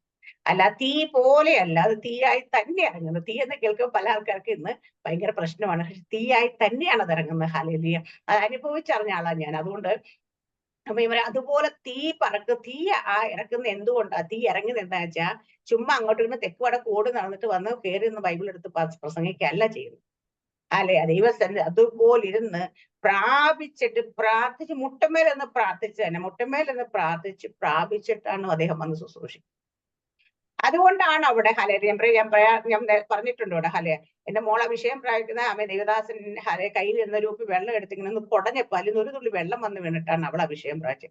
അത് ചെയ്യുന്നതിന് എത്രയോ ആൾക്കാർ എടുത്തിട്ട് കോമഡി ആക്കിയിട്ട് ഇത് ചെയ്തിട്ടുള്ള വീഡിയോകൾ എത്ര എടുത്ത് സോഷ്യൽ മീഡിയ പ്രചരിപ്പിക്കും. അവർക്ക് ഇതിനെക്കുറിച്ച് അറിയാത്തത് കൊണ്ട് അവർ ചെയ്യുന്നത്. അത് ദൈവം അവരോട് ക്ഷമിക്കട്ടെ ഞാൻ പറയുന്നത്. കാരണം അതിന്റെ ആ വെള്ളത്തിൽ ആ ഒരു തുള്ളി വെള്ളം വന്ന് വീഴപ്പോൾ അതിന്റെ പവർ എന്താ വെച്ചാൽ പെന്തക്കോസ്ത് നാളെ മാളിക മുറി പിളർന്ന അത്യനാവ് പോലെ ഇറങ്ങിയ ദൈവത്തിന്റെ ആത്മാവിന്റെ ശക്തി അതിലൂടെ വ്യാപരിച്ചത്. അന്ന് മോളുടെ അഭിഷേകം ഞാൻ പറയുന്നില്ല അന്ന് അഭിഷേകം പ്രാപിച്ചപ്പം അവൾ സാധാരണ 1 2 വാക്കല്ല, പിന്നീട് ആ മീറ്റിംഗ് തീരും വരെ ഹല്ലേലൂയ അവൾ ഇരുന്ന് അതുപോലെ നിന്നിട്ട് ഫുള്ള് നിന്ന് പക്ഷെ അതുപോലെ ആ ഒരു ഹയർ ലെവലിലേക്ക് ഹല്ലേലൂയ ഒരു അഭിഷേകമാണ് അവളുടെ മേൽ പകരപ്പെട്ടത്. അപ്പൊ ഇത് അനുഭവിച്ചറിയുന്നവർക്കല്ലേ അറിയത്തുള്ളൂ. പുറത്ത് നിൽക്കുന്നവർക്ക് എന്ത് കോമഡിയും കാണിക്കാം, എന്താ പറയാ അതിനെക്കുറിച്ച് അറിവില്ല. അത് ഞാൻ പറയാം. അതുകൊണ്ട് ഞാൻ പറഞ്ഞ പരിശുദ്ധാത്മാവിന്റെ പ്രവർത്തികളെ ലിമിറ്റ് ചെയ്യാനായിട്ട് ഇവർക്ക് ആരും അധികാരം കൊടുത്ത് പരിശുദ്ധൻ ഇങ്ങനെ പ്രവർത്തിക്കുള്ളൂ, അങ്ങനെ പ്രവർത്തിക്കത്തുള്ളൂ, ഇങ്ങനെ വരാളൂ, അങ്ങനെ വരാളൂ. ഇവരാരും അതൊക്കെ തീരുമാനിക്കാനായിട്ട്. പരിശുദ്ധാത്മ എല്ലായിടത്തും വന്നേക്ക് നമ്മൾ കണ്ട പല രീതിയിലാണ് വന്നേക്കുന്നത്. പരിശുദ്ധാത്മാവ് ദൈവത്തിന് ഇഷ്ടമുള്ള രീതിയിൽ ആത്മാവ് നമ്മുടെ മേൽ വരുന്നത്. ഇത് ആരും പറഞ്ഞണക്ക് ചട്ടക്കൂടി ഇങ്ങനെയൊക്കെ ഇവിടെ പ്രവർത്തിക്കണം കേട്ടോ. പരിശുദ്ധാത്മ നിങ്ങൾ മുമ്പോട്ട് വീഴല്, പുറകോട്ട് വീഴൽ, സൈഡിലേക്ക് വീഴരുത്. ഇതൊക്കെ പറഞ്ഞ് ആൾക്കാർ അങ്ങനെ ലിമിറ്റ് ചെയ്ത് വെക്കാൻ. ദൈവത്തെ ഒരിക്കലും ലിമിറ്റ് ചെയ്യരുത്. കാരണം നമ്മുടെ ജ്ഞാനത്തിലും ബുദ്ധിയിലും ചിന്തയ്ക്കും ഒന്നും ഒതുങ്ങുന്നതല്ല നമ്മുടെ ദൈവത്തിന്റെ ശക്തി. അത് നമുക്കൊക്കെ പറയാൻ കഴിയുന്നതിനൊക്കെ അപ്പുറമാണ്. അതുകൊണ്ട് നമ്മൾ എക്സ്പെക്ട് ചെയ്യുന്ന പോലൊക്കെ പ്രവർത്തിക്കണം. കർത്താവ് യേശുക്രിസ്തു പോലും ഒരിക്കൽ കടലിന്മേൽ നടന്നപ്പോൾ ശിഷ്യന്മാർ പോലും ആദ്യം ഭൂതമെന്നാ പറഞ്ഞു അല്ലെ. എന്നുവെച്ചാൽ അവിടെയൊക്കെ മനസ്സിലെന്താ വെച്ചാൽ എല്ലാവരും കടലിനെ വിഭാഗിച്ച് അതിലൂടെ പോയിട്ട്, പക്ഷെ കടലിന്റെ മീതെ കയറി നടന്ന് അവർ അതുവരെ കണ്ടിട്ടില്ലാത്തതുകൊണ്ട് അവരത് അങ്ങനെ വരുമെന്ന് ചിന്തിച്ചില്ല. പക്ഷെ നമ്മുടെ ജീവിതത്തിൽ ഇത് തന്നെ പ്രശ്നം. നമ്മൾ കേട്ടറിഞ്ഞതും കണ്ടറിഞ്ഞ എക്സ്പീരിയൻസിൽ ഇങ്ങനെയൊക്കെ ദൈവം പ്രവർത്തിക്കത്തുള്ളൂ. ഇങ്ങനെയൊക്കെ മാത്രമല്ല ദൈവത്തിന് പ്രവർത്തിക്കുക എങ്ങനെയും പ്രവർത്തിക്കാൻ പറ്റും. കർത്താവ് ഞാൻ പലപ്പോഴും ദൈവത്തോട് ഇങ്ങനെ ഓരോ ക്വസ്റ്റ്യൻസ് ചോദിക്കാം. ദൈവം എനിക്ക് ഓരോ കാര്യങ്ങളും വെളിപ്പെടുത്തി തരുമ്പോൾ ദൈവത്തിന് ഇങ്ങനെയും പ്രവർത്തിക്കാൻ പറ്റുമല്ലോ. ഇപ്പൊ ഞാൻ പറയാം കർത്താവിന് പ്രവേശിക്കാനായിട്ട് നമ്മളെയൊക്കെ മനസ്സ് നമ്മുടെയൊക്കെ ബുദ്ധിയിൽ എന്താ, നമ്മൾ വാതിലൊക്കെ തുറന്നിടും നമുക്ക് അകത്തേക്ക് പ്രവേശിക്കാം അല്ലേ. കർത്താവിനെ പ്രവേശിക്കേണ്ട വാതിൽ തുറന്നാൽ അത്ര അകത്ത് കയറാൻ പറ്റത്തോളം നിർബന്ധമുണ്ടോ? ഇല്ല. എങ്കിൽ ഞാൻ പറയാ നമുക്കൊക്കെ ഒരു കാര്യം, നമുക്കൊരു മുഖാന്തരം വേണം. കർത്താവിന് പ്രവർത്തിക്കുന്ന മുഖാന്തരം വേണ്ട അല്ലേ. അപ്പം ആമേ അതുപോലെ നമ്മുടെയൊക്കെ ചിന്തയ്ക്കുള്ളിൽ ഇരിക്കുന്ന കാര്യങ്ങളാണ് നമ്മൾ ഈ പറഞ്ഞു കൂട്ടിക്കൊണ്ടിരിക്കുന്നത്. അപ്പോൾ നമ്മുടെ ചിന്തയിലൊന്നും നമ്മുടെ ബുദ്ധിയിലും ഒന്നും ദൈവത്തെ ഒതുക്കാനായിട്ട് ആരും ശ്രമിക്കരുത്. ഹാലയില്ല, ദൈവത്തിന് എങ്ങനെയും പ്രവർത്തിക്കാൻ പറ്റും. അതുകൊണ്ട് ചിലരൊക്കെ എടുത്തിട്ട് ഞാൻ എപ്പോഴും പറയും, നമ്മൾ പരിശുദ്ധാത്മാവിന് നേരെ നിങ്ങൾ ദൂഷണം പറഞ്ഞാൽ അത് ക്ഷമിക്കപ്പെടത്തില്ല എന്ന് ദൈവം തന്നെ പറഞ്ഞിട്ടുണ്ട്. അപ്പൊ അത് പരിശുദ്ധാത്മാവിന് നേരെയുള്ള ഒരു വാക്ക് ഉച്ചരിക്കുമ്പോൾ എല്ലാവരും അത് മനസ്സിലാക്കി വേണം ഉച്ചരിക്കാൻ. കർത്താവ് യേശുക്രിസ്തു പറഞ്ഞു, എന്നെ നിങ്ങൾ എന്ത് വേണമെങ്കിലും പറഞ്ഞു, ഒരു കുഴപ്പമില്ല, പക്ഷെ പരിശുദ്ധാത്മാവിന് നേരെ നിങ്ങൾ ദൂഷണം പറയരുത്. അതുകൊണ്ട് അറിവില്ലാത്തത് പറഞ്ഞ് അധിക ശാപം വീട്ടിലേക്ക് വലിച്ചു വെക്കരുതെന്ന എന്റെ അപേക്ഷ. ഹാലയില്ല, ഇത് പറഞ്ഞു വന്നപ്പോ ഞാൻ പറഞ്ഞതേ ഉള്ളൂ. അടുത്ത എന്നെ അയച്ചിട്ട് അറിയായിക്കൊണ്ട് എന്റെ നാമനിവൃത്തി ഇല്ലാതെ ഇതൊക്കെ നിങ്ങളോട് ചെയ്യും. ഞാൻ വന്ന് അവരോട് സംസാരിക്കുന്നവർക്ക് പാപമില്ലാതെ ഇപ്പോഴും അവരുടെ പാപത്തിന് ഒഴിവില്ല. എന്നെ പകയ്ക്കുന്നു എന്റെ പിതാവിനെയും പകയ്ക്കുന്നു. മറ്റാരും ചെയ്ത പ്രവൃത്തിയിലെ ഞാൻ അവരുടെ ചെയ്തിരുന്നില്ല എങ്കിൽ അവർക്ക് പാപമില്ലാതെ ഇപ്പോഴും അവർ എന്നെയും എന്റെ പിതാവിനെയും കാണുകയും പകയ്ക്കുകയും ചെയ്തിരിക്കുന്നു. നമ്മളിപ്പോ ഒരു സ്ഥലത്ത് നിന്ന് ഒരു വചനം പറഞ്ഞാല് അവര് നമ്മളെ പകയ്ക്കുകയാണെങ്കിൽ എന്താ പറയുന്നത്? യേശുക്കത്തനെ പകയ്ക്കുന്നു, പിതാവിനെ നമ്മളെ പകയ്ക്കുന്നു, യേശുവിനെ പകയ്ക്കുന്നു, പിതാവിനെ പകയ്ക്കുന്നു. നമ്മളോട് സംസാരിക്കുന്ന പരിശുദ്ധാത്മാവിനെ പകയ്ക്കുന്ന വെച്ചാൽ അപ്പം പിതാവുത്ര പരിശുദ്ധാത്മാവിനെ പകയ്ക്കുകയാണ് നമ്മളെ പകയ്ക്കുന്നവർ. ഹാലയിലിയ. അതുകൊണ്ട് നമ്മളോ അല്ല അവര് പകയ്ക്കുന്നതെന്നൊത്ത് നമുക്ക് സങ്കടമൊന്നും വേണ്ട, ഇങ്ങോട്ട് പോരുക. ഹാലയിലിയ. അത് അവര് തന്നെ അതിൻ്റെ ഇത്. അപ്പൊ എന്നിട്ട് ഞാൻ ചെയ്ത പ്രവൃത്തി അപ്പൊ കർത്താവ് പറയുക മാത്രമല്ല പ്രവർത്തിക്കുകയും കൂടെ ചെയ്തു. അപ്പൊ നമ്മൾ പലപ്പോഴും പ്രാർത്ഥിക്കുകയൊക്കെ ചെയ്യുമ്പോൾ പലരും സൗഖ്യമാകുന്നുണ്ട്, പല അത്ഭുതങ്ങൾ അവരുടെ നടക്കുന്നു. എന്നിട്ടും അവർക്ക് ദൈവത്തിന് വേണ്ടി ഹൃദയം കൊടുക്കാനായിട്ട് തയ്യാറായിട്ടില്ല. ഞാൻ പറഞ്ഞില്ല, എന്നാ ഓട്ടിസം ബാധിച്ച കൊച്ചിന്റെ കാര്യം പറഞ്ഞു. പ്രാർത്ഥിച്ച ആ കുഞ്ഞ് അത്രയും നാൾ 15 വയസ്സരെ മറ്റുള്ളവരെല്ലാം ഉപദ്രവിച്ചിരുന്ന ആ കൊച്ചിന്റെ അത് അന്നത്തോടെ കൊണ്ട് ആ കൊച്ചു പ്രാർത്ഥിച്ചു. പിന്നെ ആരും ഉപദ്രവിച്ചില്ല. അത് അവരുടെ വീട്ടിലൊരു സാക്ഷി. എന്നിട്ട് പോലും അവരുടെ മാതാപിതാക്കന്മാർക്ക് സ്നാനപ്പെടാനോ കർത്താവിന് വേണ്ടി നിൽക്കാനോ, എന്നിട്ട് അവര് പറയുന്ന ന്യായം പറഞ്ഞ് പിന്നെ വർഷങ്ങൾ വീണ്ടും ആവശ്യങ്ങൾ പിന്നെ വിളിച്ചപ്പോ ഞാൻ ആദ്യമായിട്ട് അങ്ങോട്ട് ചോദിച്ചു, കർത്താവ് എന്ന് പറഞ്ഞ് നമ്മളിങ്ങ് പോന്നു. അത് കഴിച്ച് അവർ വീണ്ടും അമേരിക്കയിൽ അവരെന്നെ വിളിച്ച സമയത്ത് ഞാൻ എന്ത് ദൈവത്തിന് പരിശുദ്ധനെ ആദ്യം പറയും, ഇവര് കഥകളൊക്കെ പറഞ്ഞ് പ്രാർത്ഥിക്കാറുമ്പോ പരിശുദ്ധ നീ ചോദിക്കും, സ്നാനപ്പെട്ടു എന്ന് ചോദിക്കും. കർത്താവിനെ അറിയാഞ്ഞിട്ടല്ല, കർത്താവിനെ അറിയാൻ ഒരു സ്നാനപ്പെട്ടു, പക്ഷെ എന്നോട് നീ ചോദിക്കാൻ പറഞ്ഞു. ഞാൻ പറഞ്ഞു അത് സിസ്റ്റർ, ദൈവം ഞങ്ങളോട് ഇതുവരെ സംസാരിച്ച് സ്നാനപ്പെടാം. ദൈവത്തിന്റെ ജോലി അല്ല വന്ന് സ്നാനപ്പെടാൻ പറയും. ആണോ? ദൈവത്തിന്റെ ജോലിയാണോ? ദൂതന്മാരെ അയക്കോ ദൈവം? നിങ്ങൾ സ്നാനപ്പെടാൻ പറയും, ദൂതനെ അയക്കുവോ? അത് ദൈവം പറയുമോ? രണ്ടും ചെയ്യത്തില്ല. കാരണം വെച്ചാൽ അതിനുവേണ്ടി നമ്മളെ ആക്കി വെച്ചിരിക്കുന്നു. അപ്പോസ്തല പ്രവൃത്തി 10-ാം അധ്യായം വായിച്ചാലേ കൊർന്നേലിയസിന്റെ പ്രാർത്ഥന ഒരു ദൂതനെ അയച്ച് ദൈവം പറഞ്ഞു, എന്താ പറയാ, പോയി ശീമോൻ പത്രോസിനെ വരുത്താൻ പറഞ്ഞു. അല്ലെ ദൂതനെ കൊണ്ട് പറയിച്ചില്ല, നിങ്ങൾ സ്നാനപ്പെട്ടോ, നിങ്ങളുടെ പ്രാർത്ഥന എത്തി, നിങ്ങളുടെ നല്ല ദാനധർമ്മങ്ങളൊക്കെ അങ്ങ് എത്തി, സ്വർഗത്തിലെത്തി, പക്ഷെ നിങ്ങൾക്ക് അങ്ങ് സ്വർഗത്തിലേക്ക് വരാൻ പറ്റത്തില്ല. വരാൻ പറ്റണോ ചേരണം എന്താണ്? ശീമോൻ പത്രോസിനെ വിളിക്കുക, ഇന്ന ഇടത്ത് ഇന്ന അഡ്രസ് ഇന്ന സ്ഥലത്ത് ഇരിക്കൊണ്ട് പോയി വിളിച്ചോണ്ട് വന്ന് വചനം കേൾക്കാൻ പറഞ്ഞു. അല്ലേ? അവിടെ പത്രോസ് വന്ന് അവരോട് വചനം സംസാരിച്ചപ്പോഴാണ് പരിശുദ്ധന്മാരുടെ മേൽ വന്നത്. അവരെല്ലാരും പത്രോസ് എന്നിട്ട് സ്നാനപ്പെടുത്തുക. അല്ലാത്ത കർത്താവ് ദൈവം നേരിട്ട് അവരോട് ഒരിക്കലും പറഞ്ഞു നിങ്ങൾ സ്നാനപ്പെടാൻ പറഞ്ഞില്ല, ദൂതനെ അയച്ച് പറയിച്ചില്ല. ഇതിന്റെ ഉത്തരവാദിത്വം നമ്മൾ ഓരോരുത്തരും ദൈവം ആക്കി വെച്ചിരിക്കുന്നത് മറ്റുള്ളവരോട് സുവിശേഷം പറയാനും അവരെ സ്നാനപ്പെടുത്താനും മുക്താനത്തിലേക്ക് നടത്താൻ വേണ്ടിയിട്ടാ. അന്നേരം അവരെന്നോട് പറഞ്ഞേ, എന്നോട് ദൈവം പറഞ്ഞില്ല ഇതുവരെ സ്നാനപ്പെടാൻ. അപ്പൊ ഞാൻ പറയാം, ദൈവത്തിന്റെ ജോലിയല്ല എന്ന് പറഞ്ഞത് സ്നാനപ്പെടുന്നത്. അത് അപ്പൊ ഞാൻ പറഞ്ഞു, അതുകൊണ്ട് അല്ലെങ്കിൽ ഞാൻ പിന്നീട് അവർക്ക് വേണ്ടി പ്രാർത്ഥിക്കാൻ ഇത് നിന്നിട്ടില്ല. കാരണം കർത്താവിനോട് പറഞ്ഞ കാര്യം, അവര് പ്രാർത്ഥിക്കുന്ന വീണ്ടും വിളിച്ച് എന്നോട് പറഞ്ഞു, നീ ചോദിക്കും സ്നാനപ്പെട്ടു, ദൈവത്തിന് അറിയത്തില്ലേ? അപ്പൊ പല ആൾക്കാരും പറയും, ആദാമേ നീ എവിടെയെന്ന് ദൈവം ചോദിച്ചപ്പോ ദൈവത്തിന് അതുപോലും അറിയത്തില്ല എന്ന് ആദാം വിട്ടിരിക്കാന്ന്. അങ്ങനെ പറഞ്ഞ ആൾക്കാരുണ്ട്. ഇതെന്ത് ദൈവം, നിങ്ങളുടെ ദൈവത്തിന് ആദാം വിട്ടിരിക്കാന്ന്, പിന്നെ എന്തിനാ അങ്ങനെ ചോദിക്കുമ്പോ ദൈവത്തിന് അറിയാഞ്ഞിട്ടല്ല ചോദിക്കുന്നു. ഇത് ദൈവത്തെ അറിയാഞ്ഞിട്ടല്ല ദൈവം പറയുന്നത്, ദൈവത്തിന് സകലതും അറിയാം. പക്ഷേ നമ്മളുടെ അത് ചോദിക്കുക, അവരുടെ വായ കൊണ്ട് തന്നെ അത് കേൾക്കാൻ വേണ്ടിയിട്ട് ദൈവം ചോദിപ്പിക്കുന്നത്. ഹല്ലേലൂയ, ആമേൻ, സ്തോത്രം. ഇവിടെ അങ്ങനെ പല രീതിയിലും അങ്ങനെ പറയുന്ന ആൾക്കാരൊക്കെ അതൊന്നും നമ്മൾ ചെയ്തു കൊടുക്കണ്ട കേട്ടോ. അവരുടെ ബോധമില്ലാത്തതുകൊണ്ട് അവർ പറയുന്നതെന്ന് ചോദിച്ചാൽ മതി. അപ്പൊ അടുത്ത പറയുന്നത്, അവർ വെറുതെ എന്നെ പകച്ചു എന്ന് അവർ ന്യായപ്രമാണത്തിൽ എഴുതിയിരിക്കുന്നത് വചന നിവർത്തിയാണ് തന്നെ. ഞാൻ പിതാവിന്റെ അടുത്ത് നിങ്ങൾക്ക് അയപ്പാനുള്ള കാര്യസ്ഥ പിതാവിന്റെ അടുത്ത് നിന്ന് പുറപ്പെടുന്ന സത്യാൻ വരുമ്പോൾ അവൻ എന്നെ കുറിച്ച് സാക്ഷ്യം പറയാൻ നിങ്ങൾ ആദ്യം മുതൽ എന്നോട് കൂടെ ഇരിക്കുന്നുണ്ട് സാക്ഷ്യം പറയും. അപ്പൊ നമ്മൾ പരിശുദ്ധാത്മാവ് വരുന്ന കാര്യത്തെ കുറിച്ചോട് പറയുന്നുണ്ട്. കാര്യസ്ഥം വരുമ്പോ നമ്മൾ ആദ്യം മുതൽ ദൈവത്തെ കുറിച്ച് സാക്ഷ്യം പറയും. പരിശുദ്ധ നമ്മളുടെ വചനം ദൈവത്തെ കുറിച്ച് പറഞ്ഞ് മനസ്സിലാക്കി നമ്മളെ രീതിയിലും സത്യത്തിലൊക്കെ നടത്താൻ വേണ്ടി പരിശുദ്ധനാണ്. പക്ഷെ ദൈവം നമ്മളോട് പറയുന്നത്, നിങ്ങൾ എന്നെ കുറിച്ച് സാക്ഷ്യം പറയണം. എന്താ ദൈവത്തെ കുറിച്ചുള്ള സാക്ഷ്യം നമ്മൾ പറയുന്നത്? ദൈവത്തിന്റെ വചനം, ദൈവത്തെ കുറിച്ച് പറയുന്നത്, ദൈവത്തിന്റെ സുവിശേഷമാണ് ഹാലെ നമ്മൾ. അത് നമ്മൾ പറയാനായിട്ട് നമ്മളെ ആക്കി വെച്ചിരിക്കുന്നു. ആമേ ഹാലെ. ഇപ്പൊ ദൈവം ഇവിടെ ഫലം കായ്ക്കുന്നതിനെ കുറിച്ചാണ് പറയുന്നത്. ഈ ഫലം എന്താണെന്നാണ് ഹല്ലേലൂയ. ആമേ ഹാലെ. ഇതിന് ആധാരമായി വരാൻ കാര്യം ഹാലെ. കഴിഞ്ഞ ദിവസം ഞാൻ കേട്ടൊരു ടീച്ചിങ് ആണ് ഹാലെ. ആ ടീച്ചിങ് കേട്ട് കഴിയുമ്പോൾ എന്റെ മനസ്സിൽ അപ്പൊ തന്നെ പരിശുദ്ധാത്മ എനിക്ക്, ഞാൻ പറഞ്ഞു, ഞാൻ ഇവിടെ എത്ര വലിയ ആമേഹാലെ, എത്ര ആമേഹാലെ പ്രശസ്തരായ എത്ര വർഷത്തെ എക്സ്പീരിയൻസ് ഉള്ള ദൈവദാസന്മാര് വചനം പ്രസംഗിച്ചാലും വചനത്തിൽ ഹാലെ നമുക്കൊരു വചനത്തിന്റെ അല്ലാത്ത റെവലേഷൻസ് സംസാരിക്കണം. പരിശുദ്ധന്മാരോട് പെട്ടെന്ന് ഇടപെടും. എനിക്ക് എപ്പൊ തന്നെ തലക്കകത്തേക്ക്. അപ്പൊ അത് കേട്ടോണ്ടിരിക്കുന്ന പരിശുദ്ധന്മാരോട് ഇടപെട്ട് ഹാലെ. പിന്നീട് ഹാലെ ഞാൻ വന്നിട്ട് ഒന്നും കൂടെ വായിച്ചു ഹാലയിൽ വചനഭാഗം ഒന്നുകൂടെ വായിച്ച് മെഡിറ്റേറ്റ് ചെയ്തപ്പോഴാണ് ഹാലെ, അല്ലെങ്കിൽ ഈ വചനഭാഗത്ത് ഒന്നുകൂടെ പോയപ്പോഴാണ് ദൈവത്തിന്റെ എന്താണ് ഫലം എന്ന് പറയുന്നത്. അപ്പൊ ഇവിടെ ഫലം കായ്ക്കണം, ഫലം കായ്ക്കണം, ഫലം കായ്ക്കണം. എന്ത് ഫലമാണ് നമ്മൾ കായ്ക്കേണ്ടതെന്ന് പലർക്കും അറിയത്തില്ല. പലരും വിചാരിക്കുന്നത് നമ്മൾ പോയിട്ട് അനേകരെ സ്നാനപ്പെടുത്തുക, അല്ലെ അനേകരുടെ സുവിശേഷം പറഞ്ഞ അനേക രക്ഷയിലേക്ക് കൊണ്ടുവരണം, ഇതൊക്കെയാണ് ഫലമെന്നും വിചാരിക്കുന്നവരുണ്ട്. ചില ആൾക്കാർ നമ്മൾ കർത്താവിനോട് ചോദിക്കുന്നതൊക്കെ തരുന്നതാണ് ഫലം എന്ന് പറയും. അപ്പൊ അങ്ങനെ പല കാര്യങ്ങൾ പലരും പല രീതിയിൽ പറയും. പക്ഷെ ഇവിടെ ഫലം എന്താന്ന് ദൈവം കൃത്യമായിട്ട് ഇന്ന് നമ്മളോട് സംസാരിച്ചല്ലേ. ആമീൻ. ഹാലെ. എത്ര ഫലത്തെ കുറിച്ച് പറഞ്ഞു നമ്മള്? 5 ഫലത്തെ കുറിച്ച് പറഞ്ഞു അല്ലേ ഇതിനകത്തുനിന്ന്. ഹല്ലേലൂയ. അപ്പം ഇത് നമ്മൾ ആരും മറന്നു പോലെ നമ്മൾ കർത്താവിനോട് ഹല്ലേലൂയ. ആമേൻ. ഒന്നാമത് പറഞ്ഞതെന്ന് വെച്ചാൽ നമ്മൾ കർത്താവിന്റെ നാമത്തിൽ നമ്മൾ ഓരോ കാര്യങ്ങൾ ചോദിക്കും.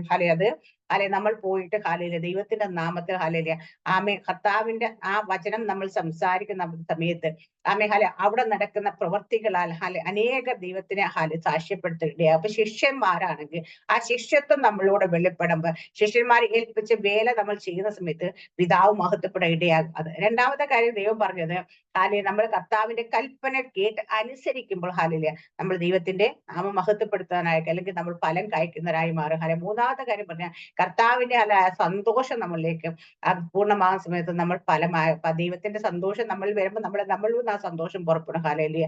അടുത്ത് നമ്മൾ ദൈവത്തിന്റെ സമാധാനത്തിൽ വസിക്കുന്ന സമയത്ത് ഹല്ലേലൂയ നമ്മളിലൂടെ ആ മഹത്വം വെളിപ്പാലെങ്കിൽ ദൈവത്തിന്റെ ആ ഫലം കായ്ക്കുന്നവരാന്ന് പറയാം. അടുത്ത് നമ്മൾ പരസ്പരം സ്നേഹിക്കണം. അതാകുന്ന ഏറ്റവും വലിയ ഫലം അത് തന്നെയാണ്, സ്നേഹത്തിൽ നിൽക്കുന്നത്. അടുത്ത് നമ്മൾ ലോകത്തിൽ നമ്മൾ കർത്താവിന്റെ സാക്ഷികളായി മാറണം. ഹല്ലേലൂയ. അപ്പൊ ഈ സാക്ഷികളായി മാറുന്ന സമയത്താണ് അതാണ് നമ്മളോടുള്ള ഫലം. അപ്പൊ ഇവിടെ എല്ലാം നമ്മൾ സംഭവിക്കുന്ന കാര്യം, നമ്മളോ കാണുന്നവർ നമ്മളെ കാണുമ്പോൾ, നമ്മളോട് ഇടപെടുമ്പോൾ, നമ്മളോട് പ്രവർത്തിക്കുന്ന ദൈവത്തിന്റെ നാമമാണ് മഹത്വം. നമ്മുടെ എന്നും ഇതെല്ലാം ഫലം കായ്ക്കുമ്പോൾ നമ്മൾ ഫലം കായ്ക്കുന്ന വെച്ച് നമ്മൾ അവിടെ അഹങ്കരിക്കാനോ നമ്മുടെ നാമമഹത്വം എടുക്കാനോ കാരണമാകരുത്. നമ്മൾ പ്രാർത്ഥിക്കുമ്പോൾ ഒരു പ്രാർത്ഥനയ്ക്ക് മറുപടി വന്ന ആ മറുപടി കൊടുക്കുന്ന നമ്മുടെ പ്രാർത്ഥന ശക്തി കൊണ്ടൊന്നുമല്ല, അത് ദൈവം അവർക്ക് വേണ്ടി പ്രവർത്തിക്കുന്നതാണ്. പണ്ടൊരിക്കൽ ദൈവം പറഞ്ഞ കാര്യം ഇന്നലെ ഇങ്ങനെ ആളുമായിട്ട് ഷെയർ ചെയ്യാനിടയിൽ നമ്മളെല്ലാവരും കർത്താവിനോട് ഒരു ദിവസം ചോദിച്ചതായി, കുഞ്ഞുങ്ങളില്ലാത്തവരൊക്കെ പോയിട്ട് ആർട്ടിഫിഷ്യലായിട്ട് ഉള്ള ഇത് ചെയ്യും, ഇൻഫെർട്ടിലിറ്റി ക്ലിനിക്കിലൊക്കെ പോയിട്ട് ചെയ്യും. അപ്പൊ ദൈവം എന്നോട് ചോദിച്ചൊരു ചോദ്യമുണ്ട്, നീ എന്താ വിചാരിക്കുന്ന ഇവര് അത് ചെയ്തുകൊണ്ടാണ് അവർക്ക് കുഞ്ഞുണ്ടായത്? ഞാനങ്ങനെ ചില ആൾക്കാരൊക്കെ അങ്ങനെ പോയിട്ട് കുഞ്ഞ്. അപ്പൊ ഞാൻ അല്ലേ കർത്താവ് എന്ന് ചോദിച്ചു. കർത്താവ് പറഞ്ഞ് ആണോ എന്ന് ചോദിച്ചു. എന്റെ അടുത്ത് പറഞ്ഞത് അവരുടെ വിചാരം അവരങ്ങനെ പോയതുകൊണ്ട് അവർ കുഞ്ഞ്. പക്ഷേ ഏത് മനുഷ്യനിലാണെങ്കിൽ, ഏത് ഒരു സ്ത്രീയിൽ ഒരു കുഞ്ഞുണ്ടാകണമെങ്കിൽ ദൈവം അവർക്കൊരു കുഞ്ഞിനെ കൊടുക്കാൻ തീരുമാനിച്ച മാത്രമല്ല, 10 പ്രാവശ്യം ചെയ്താൽ അത് ഉണ്ടാകത്തില്ല. പക്ഷേ എങ്കില് അതിലെ ഒരു കാര്യം, ഇവര് എന്തുണ്ട്, അവരുടെ ജീവിതത്തിൽ ഒരു ടൈമുണ്ട് ഒരു കുഞ്ഞ് ജനിക്കുന്ന സമയം. ആ ടൈമിന് വേണ്ടി ഒരു വെയിറ്റ് ചെയ്യാതെ ഇവര് പോയി ചെയ്യുന്ന സമയത്തായിരിക്കും. പക്ഷേ അതും ദൈവം കൊടുത്തില്ലെങ്കിൽ ആ കുഞ്ഞ് ഒരിക്കലും അവരുടെ ജീവിതത്തിൽ വരത്തില്ല. ഒരു സന്തതി എന്ന് പറയുന്ന ദൈവത്തിന്റെ. അപ്പൊ അതുകൊണ്ട് അത് ചെയ്തില്ല എങ്കിലും ആ സമയത്ത് ഒരു കുഞ്ഞ് ജനിക്കുമായിരുന്നു. പലരും മനസ്സിലാക്കാത്ത കാര്യം അതാണ്. ദൈവത്തെ അപ്പൊ ചിലർ പറയും അവർക്ക് വില ഡ്രോബാക്സ് ഉണ്ട്, അവർക്ക് ഡോക്ടേഴ്സ് പറഞ്ഞു ഒരു കുഞ്ഞിനെ ക്യാരി ചെയ്യാൻ, അല്ലെങ്കിൽ ഡോക്ടേഴ്സ് പറഞ്ഞ കുഞ്ഞുണ്ട്. പക്ഷെ ഞാൻ ചെയ്യുന്ന യൂട്രസ് ഇല്ലാന്ന് പറഞ്ഞ ആൾക്കാർ, യൂട്രസ് സർജറി ഇല്ലെന്ന് പറഞ്ഞ് സർജറി ചെയ്ത് മാറ്റിയ ആൾക്കാർക്ക് പുതിയ യൂട്രസ് കൊടുത്ത് കുഞ്ഞിനെ കൊടുത്തിട്ടുണ്ട് ദൈവം പ്രാർത്ഥിച്ചിട്ടല്ലേ. ഓവറി ഇല്ല എന്ന് പറഞ്ഞാൽ അങ്ങനെ പല വൈദ്യശാസ്ത്ര നിങ്ങളുടെ ജീവിതത്തിൽ ഒരു കുഞ്ഞുണ്ടാകത്തില്ല എന്ന് പറഞ്ഞ് ആക്സിഡന്റ് പെട്ട് യൂട്രസ് എടുത്ത് മാറ്റിയ സ്ത്രീക്ക് ഒരു ദൈവദാസന്റെ സാക്ഷ്യം പറഞ്ഞു, നിങ്ങൾക്ക് എല്ലാവർക്കും സന്തതി ഇല്ലാത്തവർക്കൊക്കെ ദൈവം സന്തതി തരുന്നു പറഞ്ഞു. ഒരു സിസ്റ്റർ ആമയും പറഞ്ഞ് ചാടി പ്രാർത്ഥിച്ച് പിടിച്ച് എന്നിട്ട് അവര് പറഞ്ഞ ദൈവദാസനെ എനിക്ക് യൂട്രസ് ഇല്ല എന്റെ ഉള്ളിൽ, പക്ഷെ ഞാൻ ഈ വചനത്തെ ഏറ്റെടുത്ത് ഗർഭം ധരിച്ച് കൊച്ചിനെ പ്രസവിച്ചു. ഹാലേലിയ. അപ്പൊ അങ്ങനെ ചെയ്യാൻ കഴിയുന്ന ദൈവത്തിനാണ്. ഹാലേലിയ.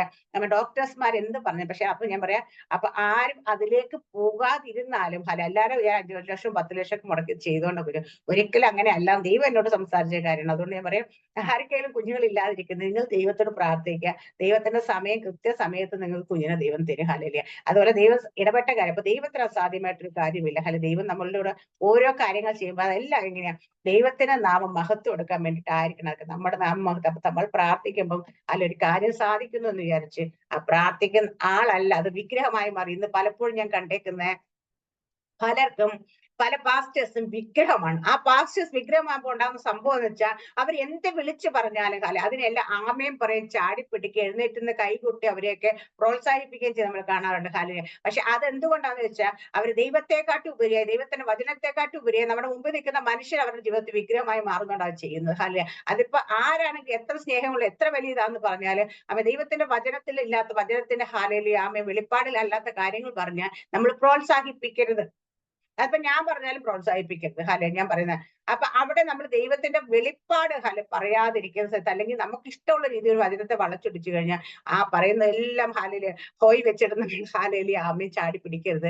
അവിടെ നമ്മൾ ആമ ദൈവത്തിൽ നിന്ന് പരിശുദ്ധാത്മാവിന്റെതാണ് നമുക്ക് ദൈവം തന്നിരിക്കുന്ന ഏറ്റവും വലിയ വിവേചന വരം തന്നിട്ടുണ്ട്. എല്ലാത്തിനെയും നമുക്ക് വിവേചിക്കാനായിട്ട് എല്ലാത്തിനെയും നമുക്ക് ദൈവം ജ്ഞാനവും പരിജ്ഞാനം ഇവയല്ല. പരിശുദ്ധാത്മ നമ്മൾ ആക്റ്റീവ് ആണെങ്കിൽ നമ്മൾ ഒരിക്കലും ദൈവത്തിന്റെ അല്ലാത്ത മാനുഷ്യമായി പറയുന്ന ഒരു കാര്യങ്ങളും ചാടി പിടിക്കാനായിട്ട് എഴുന്നേക്കത്തില്ല. അപ്പൊ അതുകൊണ്ട് നമ്മളെല്ലാവരും വചനം കേൾക്കുമ്പോൾ എപ്പോഴും നിങ്ങൾ പരിശുദ്ധാത്മാവ് നിങ്ങളുടെ ഉള്ളിൽ അത് ആക്റ്റീവ് ആയിരിക്കണം. സെൻസ് ചെയ്തുകൊണ്ടായിരിക്കണം നിങ്ങൾ ചെയ്യേണ്ടത്. നമ്മുടെ ആത്മാ ദൈവത്തിന്റെ ആത്മാക്കളെ കണക്ട് ആയിട്ടായിരിക്കണം നമ്മൾ വചനം കേൾക്കാനിരിക്കുമ്പോൾ പ്രാർത്ഥിക്കാനിരിക്കുമ്പോഴൊക്കെ. എന്നാൽ മാത്രമേ നമുക്ക് ശരിയായ രീതിയിലേക്ക് ദിക്കറിഞ്ഞ് നമുക്ക് പോകാൻ പറ്റും. ഇല്ലെങ്കിൽ നമ്മൾ ആകെപ്പാടി എങ്ങോട്ട് പോകണം എന്നറിയാത്തൊരവസ്ഥയ്ക്ക് നിൽക്കുന്ന ഒരു വഴി തെറ്റി നിൽക്കുന്ന ഒരു സ്ഥലത്തേക്ക് നിൽക്കുന്ന പോലെ ആയിപ്പോകും. അതുകൊണ്ട് നമ്മളെല്ലാവരും ദൈവം നമ്മളെ ആക്കി വെച്ചിരിക്കുന്നത്, നിങ്ങൾ എന്നിൽ വസിപ്പിൻ ഞാൻ നിങ്ങളിലും വസിക്കാം. കർത്താവിൽ വസിച്ചാലാണ് നമുക്ക് കർത്താവിന്റെ ഫലം കഴിക്കാൻ പറ്റും. ഇല്ലെങ്കിൽ നമ്മൾ നമ്മുടെ ഫലം ആരെങ്കിലും കായ്ക്കാൻ ശ്രമിക്കുക. നമ്മുടെ ഫലം കായ്ക്കാൻ ശ്രമിച്ചു കഴിഞ്ഞാൽ നമ്മൾ ഒരിക്കലും സക്സസ്ഫുള്ളി മുൻപോട്ട് പോകത്തില്ല. നമ്മൾ എപ്പോഴും കർത്താവിന്റെ ഫലം കർത്താവ് നമ്മളിലൂടെ ഫലം കഴിക്കാൻ നമ്മൾ അനുവദിച്ചു കൊടുക്കണം. അങ്ങനെ വേണ്ടിയിട്ട് നമ്മൾ കർത്താവിൽ വസിച്ചാൽ മാത്രമേ പറ്റത്തുള്ളൂ. നമ്മൾ കർത്താവിൽ വസിക്കുക, അവൻ നമ്മളിലും വസിക്കും. അങ്ങനെയെങ്കിൽ നമുക്ക് അധികം ഫലം കഴിക്കാം. ഈ ദിവസങ്ങൾ നിങ്ങൾ എല്ലാവരും അധികം ഫലം കഴിക്കുന്നവരായി മാറട്ടെ. എല്ലാവരും അനുഗ്രഹിക്കുമാറട്ടെ. ആമേൻ. സ്തോത്രം. God bless you.